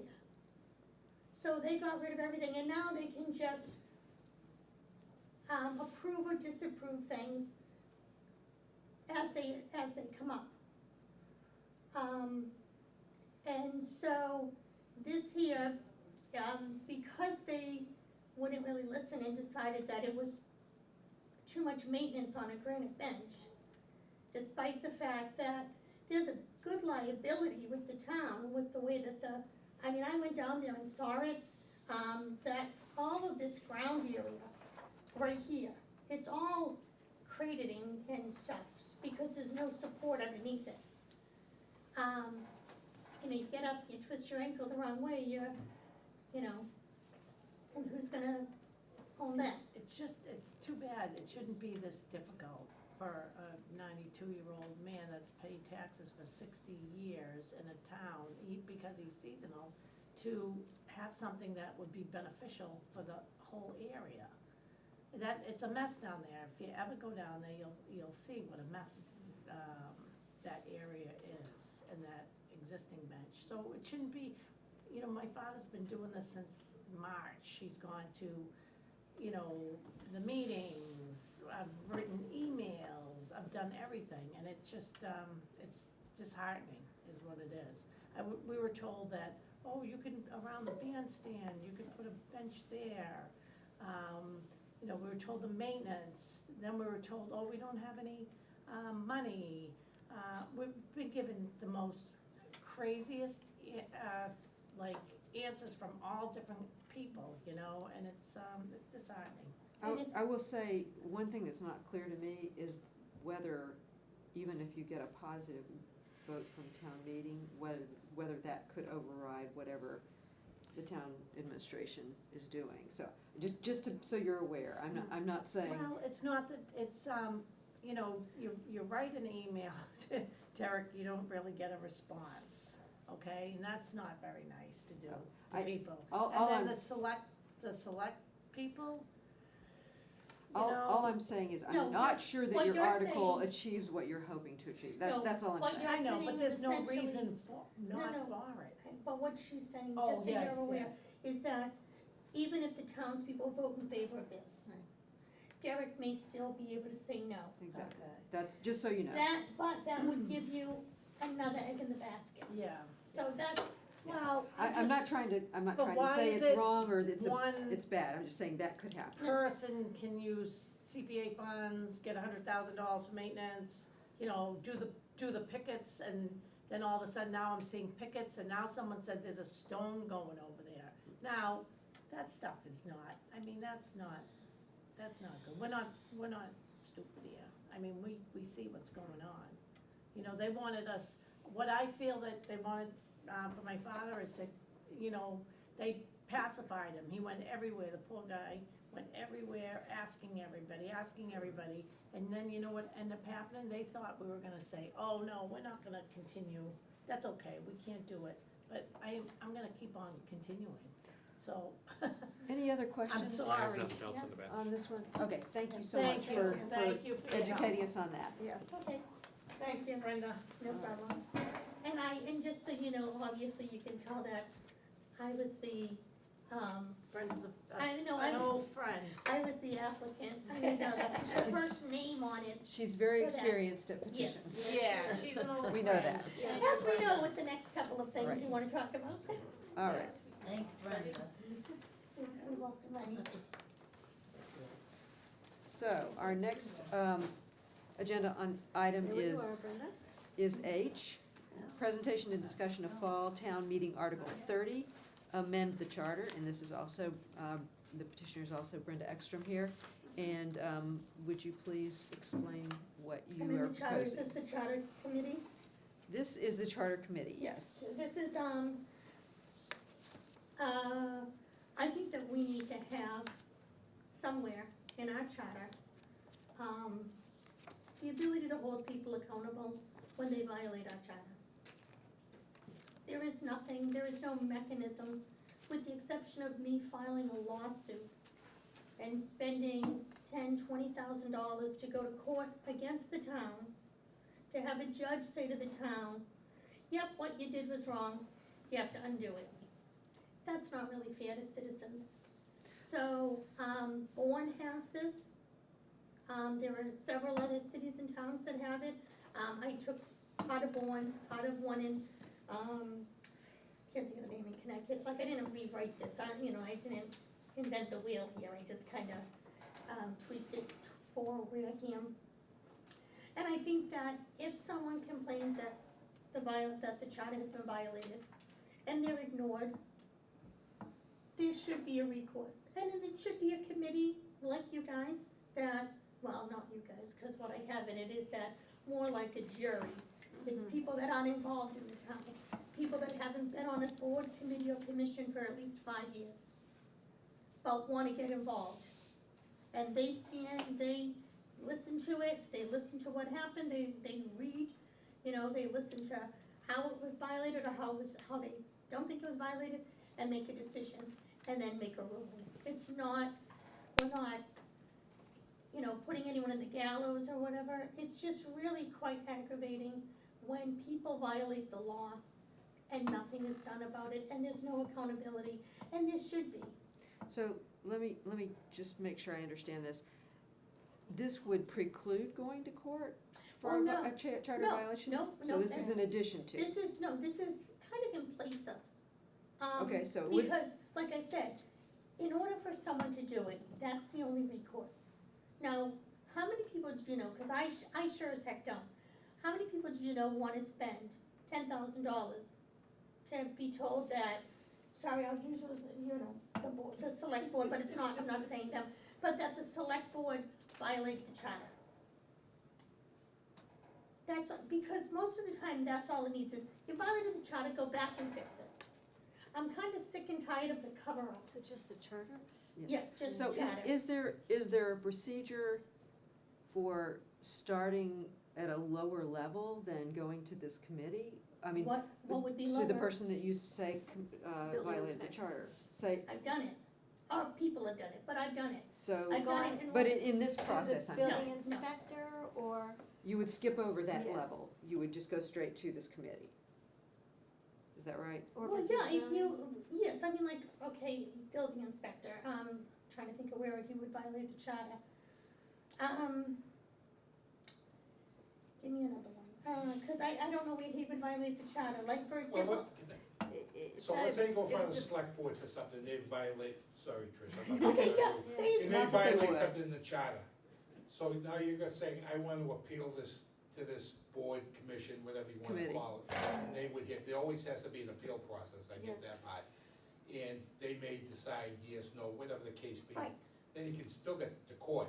Right. But the court would put some weight on a commission that's already heard it. Exactly, and Maybe. the thing is that if the committee said, hey, sorry, select board, hey, you violated the charter, you need to go back and fix this, do whatever it was, and if they say, pound sand, now you could go to court. If the committee says, this is a violation, if you wanna spend your, waste your money, go to court. But this is just a way, to have it as on a public record, cause I was, on a side note, I was ready to, rent a hall, put an ad in the paper, and say, if you care about or you wanna know what's going on in your town, come to this. Because there are so many things that have gone on, and when I bring them to people's attention, they brush them under the rug. And when I do a public records request, then I find out that they were going back and forth with their emails, trying to cover up, calling, saying things about me that I could probably get them on defamation. Now, I know there are plenty of you out there that don't like me, I don't care. I want the rules followed, that's all I'm asking. And this is a way to hold someone accountable without holding them accountable. Because if you, hold them accountable without having a big litigation process. I think I follow you. Yeah. The GREV, I'll call it the GREV, Yes. goes before the committee, and the committee does not rule in favor of the GREV. Then, Right. yeah. Does that not, but they can go to court. They could always, but they can go to court. Yeah. This isn't to deny anyone's rights. I certainly would never want to do that. Is there like a moral obligation to be bound by this committee? If the town goes through and sets this 5-member committee up, Mhm. and then, the GREV doesn't abide, is there, do you see any type of moral obligation? That, or I don't moral know, do you commitment or see, something do you like? see any type of moral obligation with the appeals process of the judicial court system? It's the I'm same just- thing. I'm- No, it's the I'm same just trying thing. to get into your brain, it's your thoughts, rather. It's a step, but what do you hope to accomplish with the step, I guess? I guess what I'm If trying- neither party I'm is trying to- bound by this, That's a good question. bound by the, Decision, opinion or yeah. decision. Because how would you enforce it other than by a court? If a court decision, I if would- there's a court decision, Yeah. there are mechanisms for Yes. enforcement. I would think that if I were on the select board, I'll change it, okay? If I was on the board of Okay, assessors, Brenda. I'm Go gonna change it for on you, honey, I'm sorry. If I was on the board of assessors, and I did something, I was trying to think of who else was elected and who else was in the charter. But if I was on the board of assessors and we did something wrong, and someone said, hey, you did this wrong or whatever, and it goes to this committee. If the committee says you did something wrong, and they say pound sand, then the person could still. But it's also something that can be publicly known, that the Board of Assessors, that this committee came up with, or had determined that the Board of Assessors violated this, that, or the other thing. Are you gonna vote for that Board of Assessors next time? And if you are, Well, that's so your business. you go before the committee because you found something wrong, but the committee tells you, no, Brenda, you misinterpreted That I'm it. totally wrong, yeah, Right, but you still can appeal, right? right. So, Oh, but I don't see a consequence, this is my point, I But guess. the I don't thing see a is that now if you say I'm wrong, like you say, oh, sorry, Greavy, you're wrong. If I say, geez, these are 5 independent people who were drawn from a lottery, and they're saying I'm wrong, maybe I am wrong, or maybe it's not that, it wasn't that extreme, and it's not worth me spending $10,000 in court to be told that I'm right.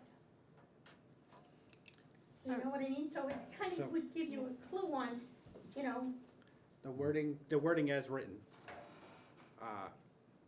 If there has been a violation of this charter as alleged by the complainant, the committee shall determine what recompense, if any, is due from a letter of apology to requesting the resignation. So there's nothing here that says that they have the power to enforce. They can request either That's or. right. And if, following the vote, there continues to be a violation of the committee, meaning if somebody keeps doing what they were doing and doesn't stop, then they may contact town council, who may file a complaint on behalf of the town with the Superior Court. Now, the town council is controlled by the select board. So, I'm not sure how you can request with the select board to, the committee can request the select board to use the town council, but they don't have the ability to. that would be right, that would be the committee, and if the Right. select board, But the committee doesn't have any other power other than, like, Exactly. Provincetown has, Provincetown and Bourne are the 2 Massachusetts towns that have this committee, and I've looked up both. Provincetown, on their decisions, the last paragraph under their decision states that it is only meant as educational purposes. Advisory. Recommendation, advisory, and educational purposes. They don't have any actual power Right. to remove somebody, Say or something. they can only make a recommendation. If it's an elected official, if it's somebody that was voted, The only way to correct that, other than taking them to court, would be to call for a recall vote. And reverse the decision, Which you also Okay. can do without this kind of a committee. which, exactly. Right, So but- if you found that somebody has, you want, looking for public opinion, you do a recall vote. If it's somebody, an appointed official, Do you, That's excuse violated, me, you go Mr. Rose, but do you have any idea, like, as far as, like, say, and maybe, again, the Board of Assessors, maybe I think they're doing a great job in everything except for this one thing. It's not, I don't wanna recall them. Like, I think the Board of Selectmen's doing a fine job, but if there's something that they've done wrong, I want them corrected. I wanted them to be told that they've done something wrong. And if this committee says, no, they haven't done anything wrong, then they haven't. and if they've done something wrong, it still doesn't mean that they have to change it. No, but it would be a public record that they were found to have done something wrong. If they don't fix it, then now, instead of doing a recall, because a recall is like, you have to get, I don't know, 10%, 20% signatures of all the voters within 14 days and everything. It's a huge undertaking. And maybe for the most part, you don't want to recall them for everything, but if they're gonna say, no, we didn't do it, and then this committee says, yeah, you did, and they say, well, too bad, we're still not gonna fix it, at least there's a record there that maybe we'll get in the newspaper that me or whoever complained about it doesn't have to go and knock on everyone's door, go on Facebook or whatever the people go on and say, oh, this is what happened. That it would be out there so that they'd know, wow, do I really want this person leading my town if they've been found that they violated this, they refused to approve it. And this, as far as the finance committee, this doesn't cost really anything. But we also could be subject to these complaints. You Yes. absolutely could. Because we're a charter committee. So therefore, should you all recuse yourself from voting on this? That's a good question. know? That's a good question. Maybe we should. Maybe the vote should be no action, right? I Or guess- whatever, not no action, but no. I'm having a hard, go ahead. Do you- I mean, I just think the only other thing that I find, is this blind selection process, which I have not seen in any of the other charters. That's right, and you won't. I can't see how because, I mean, it doesn't matter who's gonna see it, because it comes down to the person that's going to appoint these people.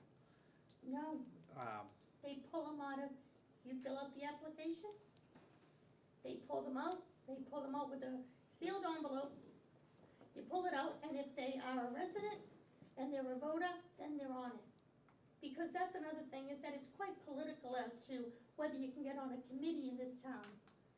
So this way would be, nobody would know, and you can't be on a committee, couldn't have been on one for 5 years, because as you were asking Mr. Schultz questions, I was the selectman who brought the Affordable Housing Trust into town. I was the one that, it was me, Sandy Slavin, and a couple of other people who were the initial people on that. And so, I have a special place in my heart where I would be like, oh, I don't wanna, say that, but, or like, oh, I think that they're doing the wrong thing or the right thing or whatever, because I've been a part of it.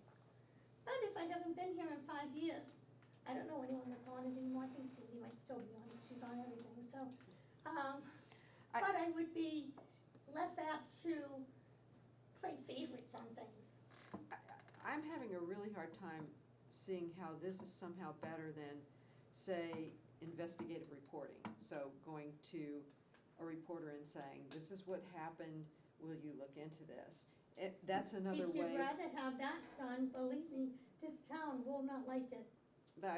If people are doing things wrong, they don't want them exposed, of course. And this is But I just don't understand why we need another layer of bureaucracy. And we have enough trouble just getting enough volunteers for the committees we have.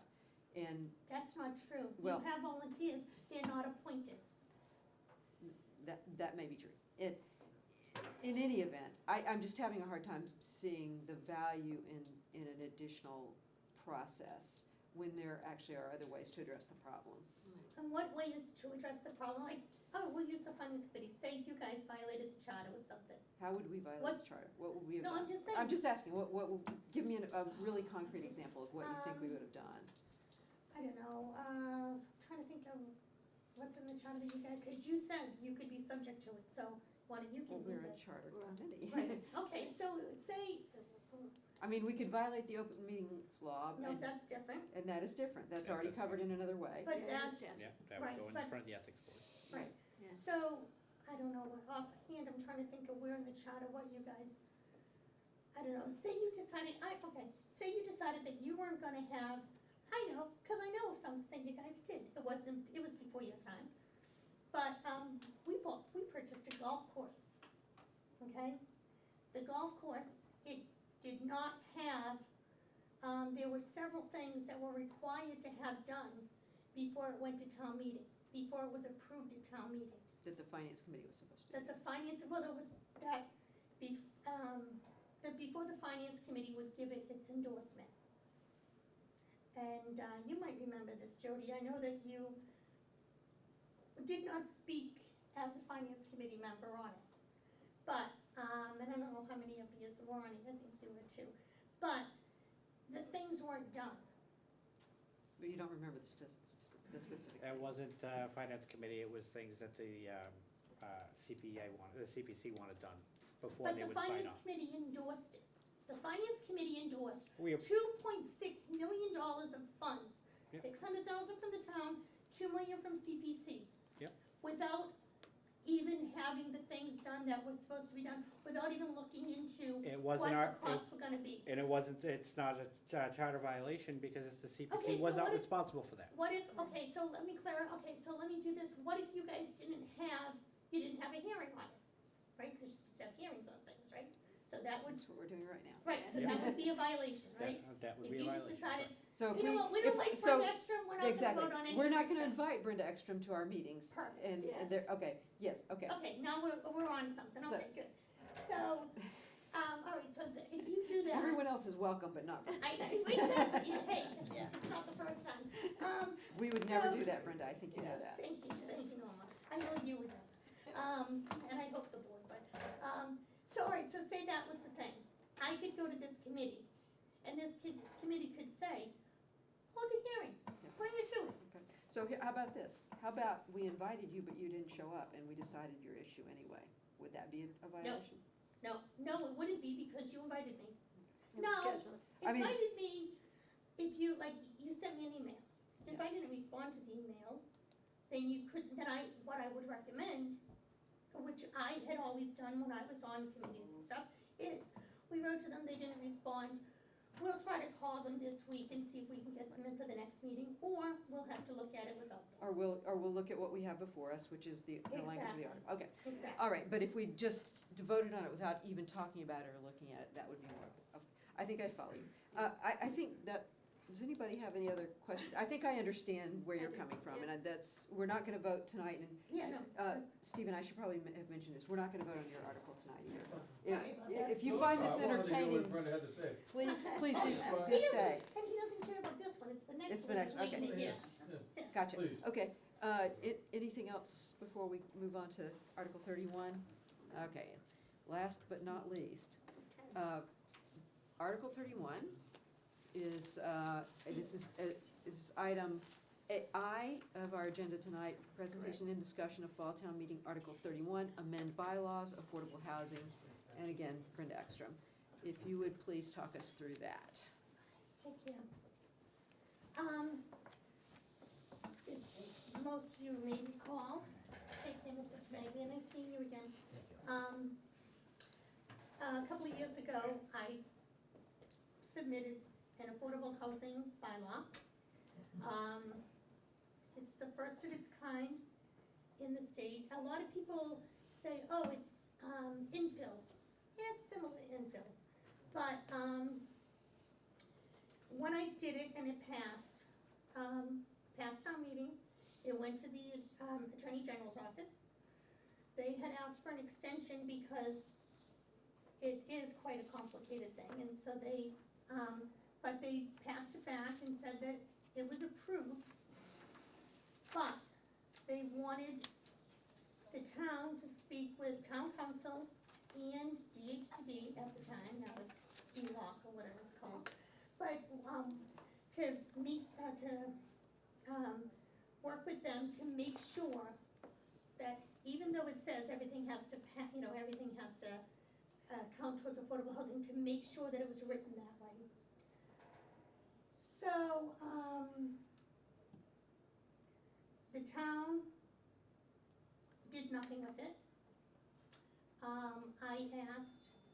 I had redrafted it, where I saw the not mistakes, but where the weaknesses where I thought it was. I asked the Board of Selectmen if I could speak with town council. I was refused. I wrote to the town planner, who had been involved, well, I shouldn't say that, who was aware of what I was doing, who had read it. And I asked him if he would submit it to town council, so that town council could review what they said and work on my draft to see if my draft would be acceptable. He responded that, seeing I had nothing to do with it, I don't feel the need to help you with it. Okay, fine. So I went to the general counsel of DHCD myself. I sent them the corrected bylaw. Ruben, her last name was, I believe. And she wrote back to me and told me that she would send it to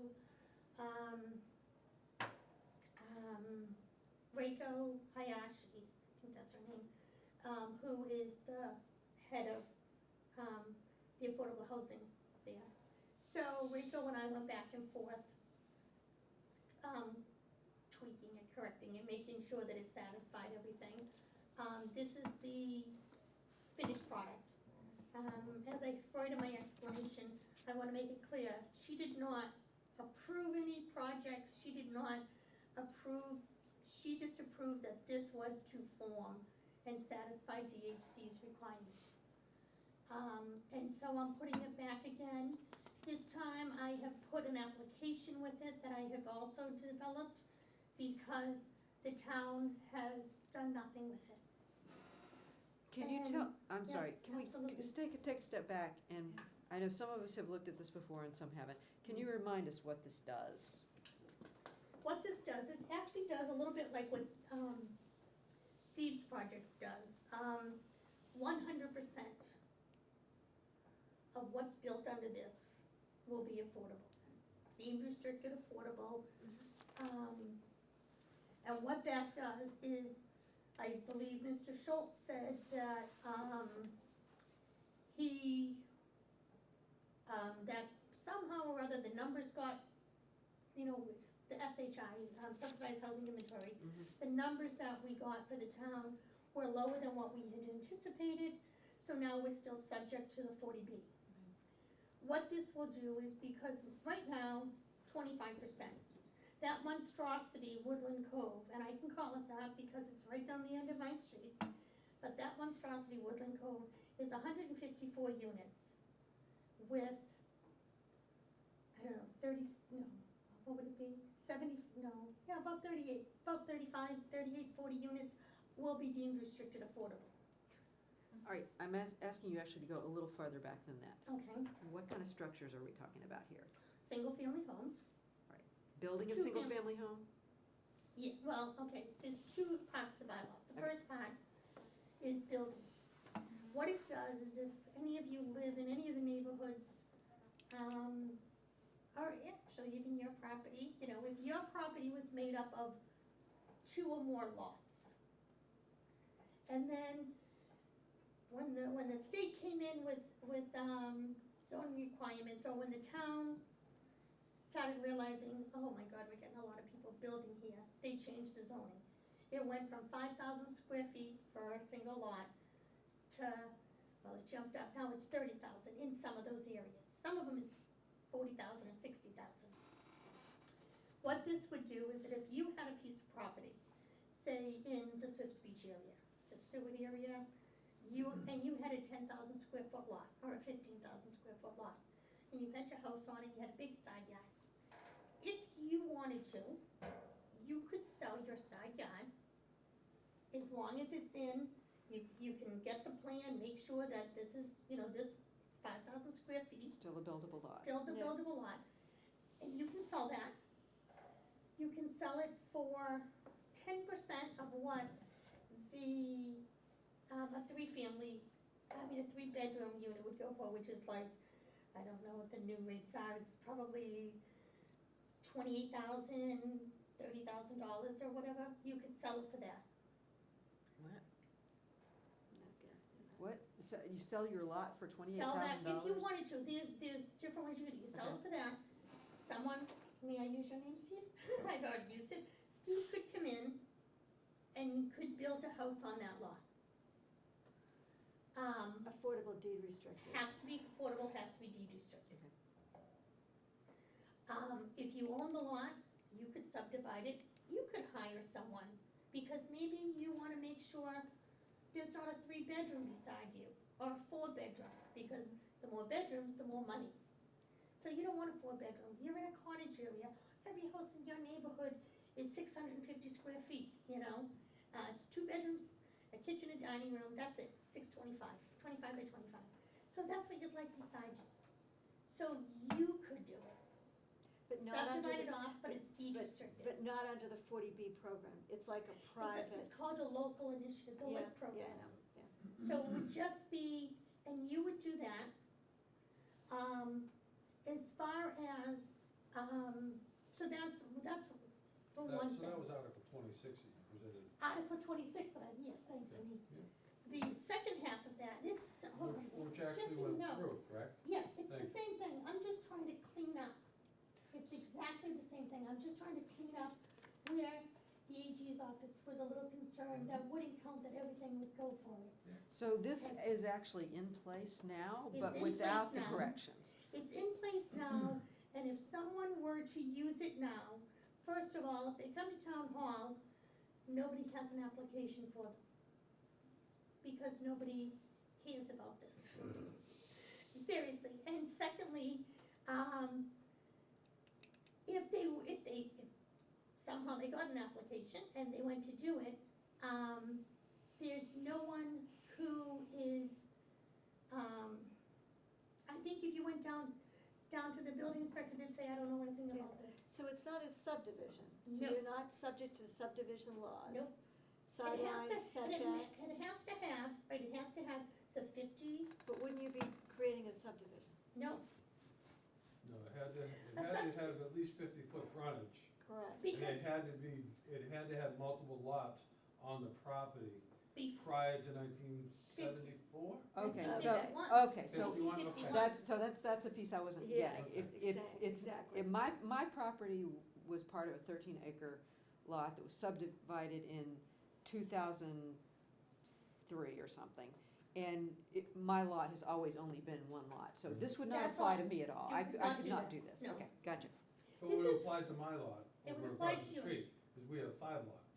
okay. Right, You hear that, Joy? The church property that we're developing has Yeah. 5 lots on that piece. yeah.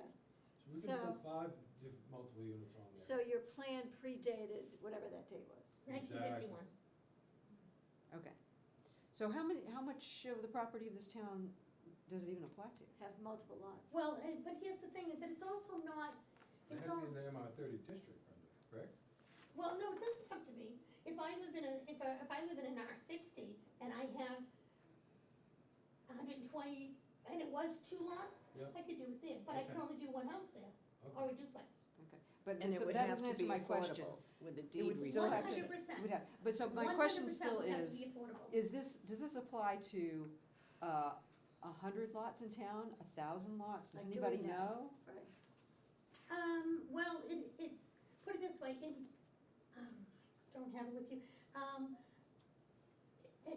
It's in my, well, in the, You could provide it- presentation I you- did before. You can provide it to us later I if was you gonna know say, where like, it just, is. for example, I live in Indian Heights, okay? It's, probably 50 houses, 50 houses on the street, 4 streets, is just like that little area. There's, 4 possible that could do it. Okay. And I say possible because, I'm just looking at the map overview. Yeah, I don't know, The whole history. sure. exactly. And so I assume it does apply to your lot, whatever lot you own. No, my doesn't? garage is on it. No. Okay, so I you have couldn't a- do right, this. I could not do this. Okay. I could not do this on the house that I'm living in. Okay. But you could convert your garage into one, correct?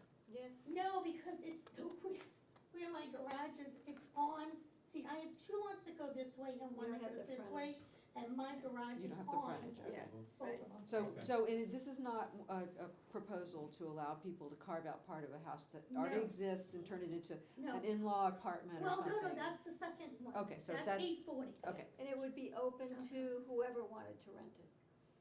It would have to go it through, would have to be The- income it would have qualified. to be the Correct, same thing correct. that Lynn was talking about. Yeah. So you can't say, oh, my son needs a place to live, I'm gonna do this and get away with it. No, it has Yes, to be the agreed. same exact way.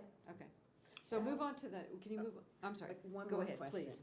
So if I'm a single-family owner and I decide to build an affordable lot, on my building, on the lot that I own next to next my door, yeah. house, I have to hire local initiative or an agent to figure out Nope. what affordable person is gonna Well, move in? Yes and no.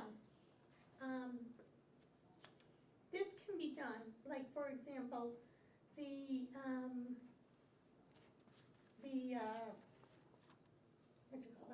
Affordable Housing Trust. They were talking about hiring someone. They could hire that person, and this could be done.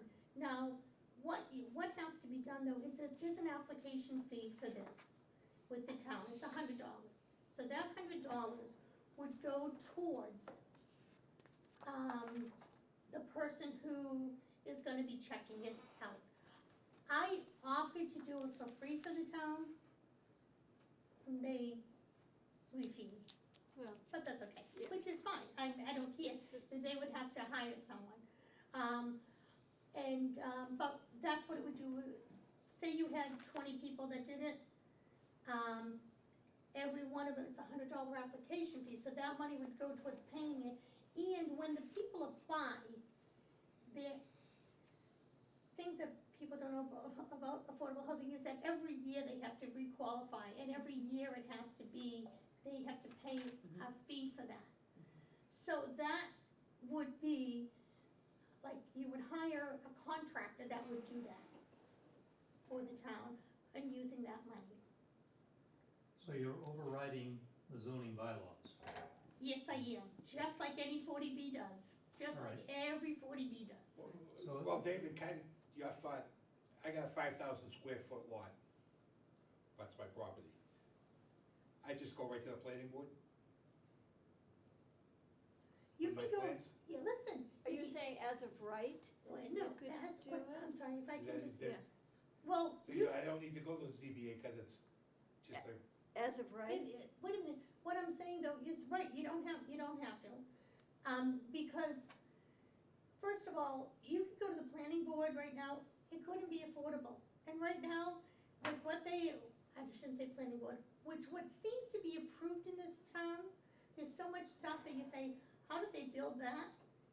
At least with these, there's a frontage, there's a depth, it conforms with the rest of the neighborhood, and it's affordable.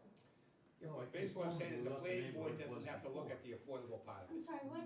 It conforms with what the neighborhood was before. Yeah, is it Before now they changed the prior zoning bylaw. non-conforming? Correct.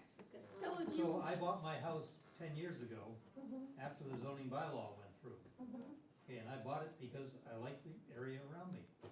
And I don't want your house next to me, another house. Okay, but you know what though, you know my house, when you said that, I thought you did. I love my husband, I love my husband. I have a monstrosity of a garage beside my house, I have a ranch. And I have this 2-floor garage because my husband likes to tinker. Now, my neighbors, luckily they like my husband, so they didn't mind it. But they had no say in what, that I put it there. They had no say at all. And my garage, I think it's 26 by 28 is the foundation of it. So that's the size of a good sized house. I could do that, and they'd have no say in it. And But, that's wrong, no, that's the zoning laws. but that's wrong? Well, that's what you're Well, proposing. I don't know why I'm, okay, you can So- argue that on the floor, Dave, thanks. Sorry, I didn't mean to get That's taken fine. by them. So, has everybody sort of covered that piece of this? And I'm sorry, with Mr. Hurd, we already have this on the books. Someone could already push this. I understand. Except So, that it wasn't approved by the Attorney General. It because was, needed it some- all right, was. let's, It was That's for approved. somebody else to let's take hash it out down a there. notch. Look And in, let's- look in the, I'm sorry, look in the zoning bylaws online. It's in there. All right, I'd like to understand the second part of this. Second part. Can you explain Thank that to you, me? absolutely. The second part is, can I give you like a scenario? Sure. Okay, older person or older couple, kids all moved out, they got 2 or 3 bedrooms down the end of the hall. Right now, by right, without going to any zoning board, without going anywhere, without getting permission, they can rent out up to 2 of those bedrooms out right now to boarders. Okay. I looked at it, I knew someone who did this, and I thought, that's a very dangerous thing to do. Depends, but, Well, okay. absolutely, but I thought, well, this person, they found them online, whatever, and I thought, but they need the money. That apartment, or it was a bedroom and a second bedroom, they let it, have it as a sitting room or whatever. So, that does not go towards our affordable housing. I think it's a high risk for people to do that, but we can do it by right under our bylaws, current law now. Almost all towns have it. So I thought, why couldn't you put up a wall and make it an efficiency apartment or a 1-bedroom apartment? Put in a kitchen. Put in a kitchen, or people that there are plenty of people in this town that went to zoning, got permission to put an in-law apartment on their house. If you look at the zoning in the deed restriction, it says, when your great uncle Joe dies, you need to put your house back to a 1-family, take everything out, you can't leave it. So I thought, well, that's a lot. So what if these people would be willing to make them affordable? So actually, again, is this a deed restriction Deed again? restriction So it's a partial deed restriction on So- your home? on the On the- addition. On the, So you could have, So if you're you, making it, in some respects, a 2-family, which is the only way you could apply a deed restriction. Okay. yeah, Okay. well, no, that would be if you were making it, no, you could do a deed restriction on the property saying that it has this apartment, it's subject to affordable housing.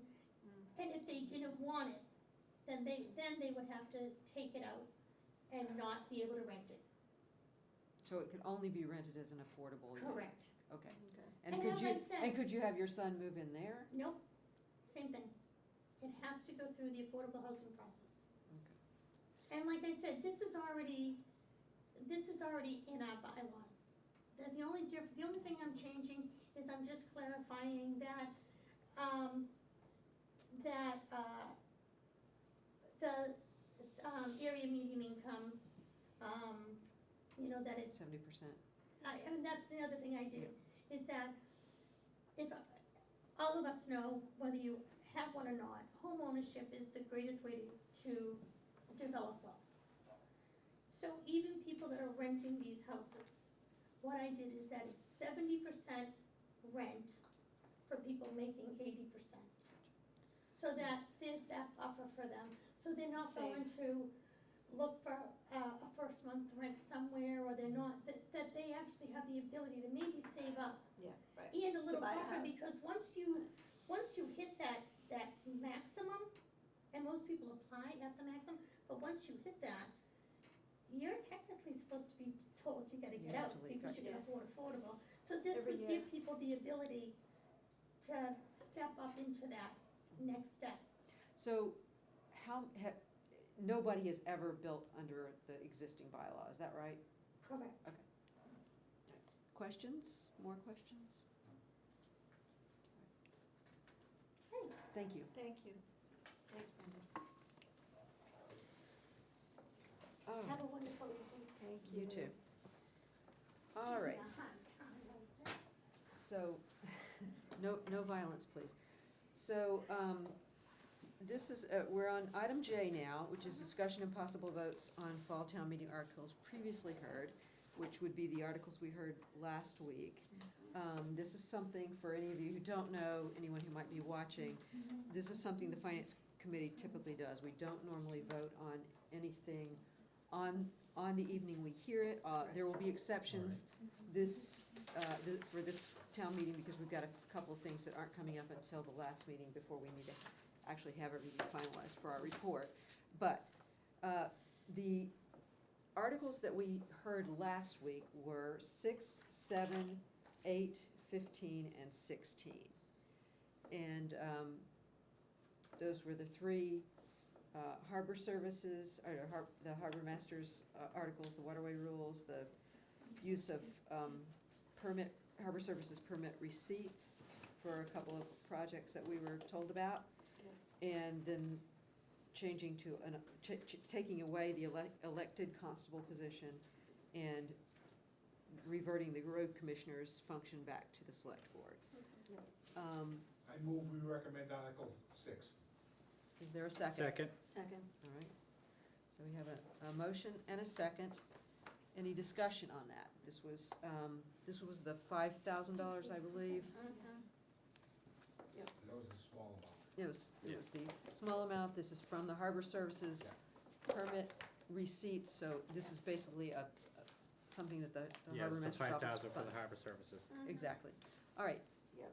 No discussion? All those in favor, say aye. Aye. Opposed? Abstaining? It passes 6-0-0. I move we recommend Article 7. All right, is there a second? Second. Any discussion? This is the 50, let's get the exact amount here. 58,750. Transfer $58,700. 58,750. And this was to pay the next installment on the docks Docks. in Yeah, onset. this is pretty much a housekeeping. Yes. Excuse me. Yes. Any discussion? All those in favor say aye. Aye. Opposed? Abstaining? 600. 6-0-0. I move we recommend Article 8. Second? Second. All right. This is the amendments to the waterway rules that were That was a little needed. cleaning up. Yeah, exactly, cleaning Yeah. up Yeah, the waterway rules that were passed at October. last fall town 2020. meeting, Yeah. but the AG recommended a few changes, Right. and these were It all. was just language. Some Is language. this language adding seaplanes and Oh, yeah. Yes. things like that, yeah. All right, no further discussion? All right, all those in favor say aye. Aye. Opposed? No? Abstaining? All right, it passes 6-0-0. I move we recommend Article 15. Second. All right, this is the, Chris, you can't leave yet. I'm going to watch the debates. Well, take Jerry with you. we'll get you out of here soon. This is changing, as Chair Whiteside explained, we currently have one of all of the 10 constables elected. This would take away the elected position. All those in favor, any other discussion on that? All those in favor say aye. Opposed? Abstaining? All right, and that passes 6-0-0.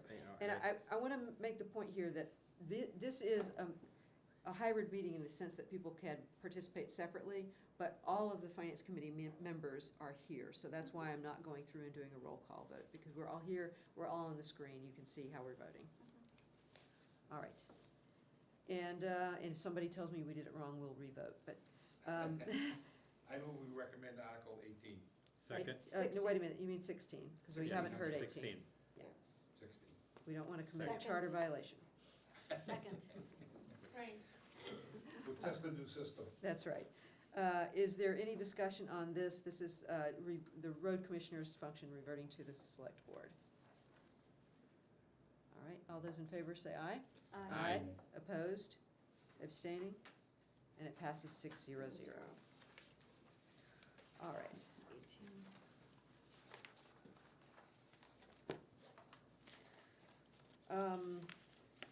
Any update, this is item K, any update on plans for the October town meeting report? 2 weeks.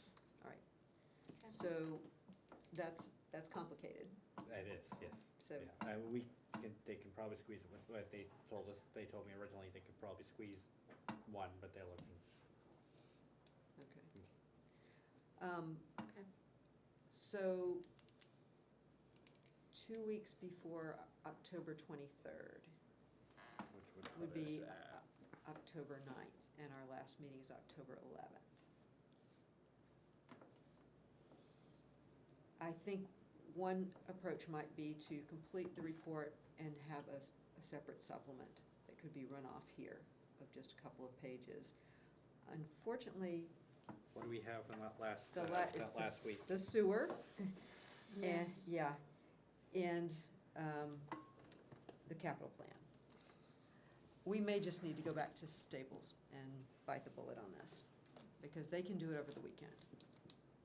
Or we could go back to Gateway and say, that's what we're gonna have to do, is there any way we can make this work? Mhm. If we can get it to you on Thursday, October 12th. Let me swing by. The sewer and capital plan's the 10th, is that what? Yeah. that week?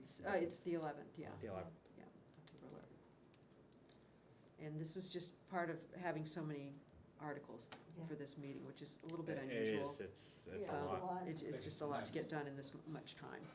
and they're lengthy. All right, well, we'll continue to look at that, but our backup plan would be Staples. Yeah. All right? And not to do cardstock and color printing, and to make it just as Do it cheap. brief as we can. Basic, Yes. yeah. Good. All right. I move we accept the minutes of September 13th, 2023. All right, Second? Julie, you went at that meeting. that's right. Oh, yeah, thank Second. you. You're welcome. All right, so, Can't second. although I don't believe it's actually required that the person not at the meeting not vote, that's our practice, and I approve of that, so let's go forward with that. Any discussion on the minutes, any corrections? All right, all those in favor say aye. Aye. Opposed? Abstaining? You abstaining, Julie? Abstaining, yep. So 501, those minutes are approved. Next item is M, report on authorization of invoice in the amount of $56.25 for our July 12th, 24th, and September 13th minutes. This is, if you'll remember, last week we voted that I could authorize these expenses. I have done so, and I am reporting back that I have done so. So I don't think there's any action that's required. I'm just letting you know that I did sign off on that expense. And just as an aside, as something that came up in the last day, I realized that our minute taker's contract is up October 1st, and I've sent a request to Derek to renew that contract. He's doing a very good job. It's a really economical way to get this done, and I think we should Because continue. we want that in place next week. Yes, well, we wanted in place, yes, we wanted in place in time to keep current on our minutes. So that's in process. Was she pleased with the change as far as billing goes? I mean, I just know how long it takes to I pay think- bills from the town. Yes, no, I think she was, and I did immediately, turn that in. I'm sure there's still some turnaround time for getting paid, but I think it's very much appreciated. I would hope so, yes, I think so. All right, last item on the agenda is liaison reports. Do we have anyone who wants to report on their liaison committees tonight? I have nothing new. I think Kyle did a great job for me. Your report is covered. We know exactly what your Yeah. committee did. Anyone else at this point? Jerry, you got capital planning coming up. I know you're meeting weekly right now. Yeah. Okay. So Planning we're- board's been spending a lot of time on the articles, the zoning articles, hearings, so that's really consumed them for the last three meetings. Okay. And, We met with Jackie Nichols that's right, for about an hour or so. got a sort of a better understanding of the process Yeah. of her office and sort of where things stand at the moment. All right? Any other? Motion to adjourn. Second? All right, not debatable. All in favor, say aye. Aye. Opposed? Abstaining? This meeting is adjourned, well, Thanks, before, Steve. before, Good to see you. wait a minute, before I hit the gavel, our next meeting is next Wednesday, in this room. When's the next meeting? Next Wednesday. Next Wednesday, Okay. Steve. Have a great day, guys.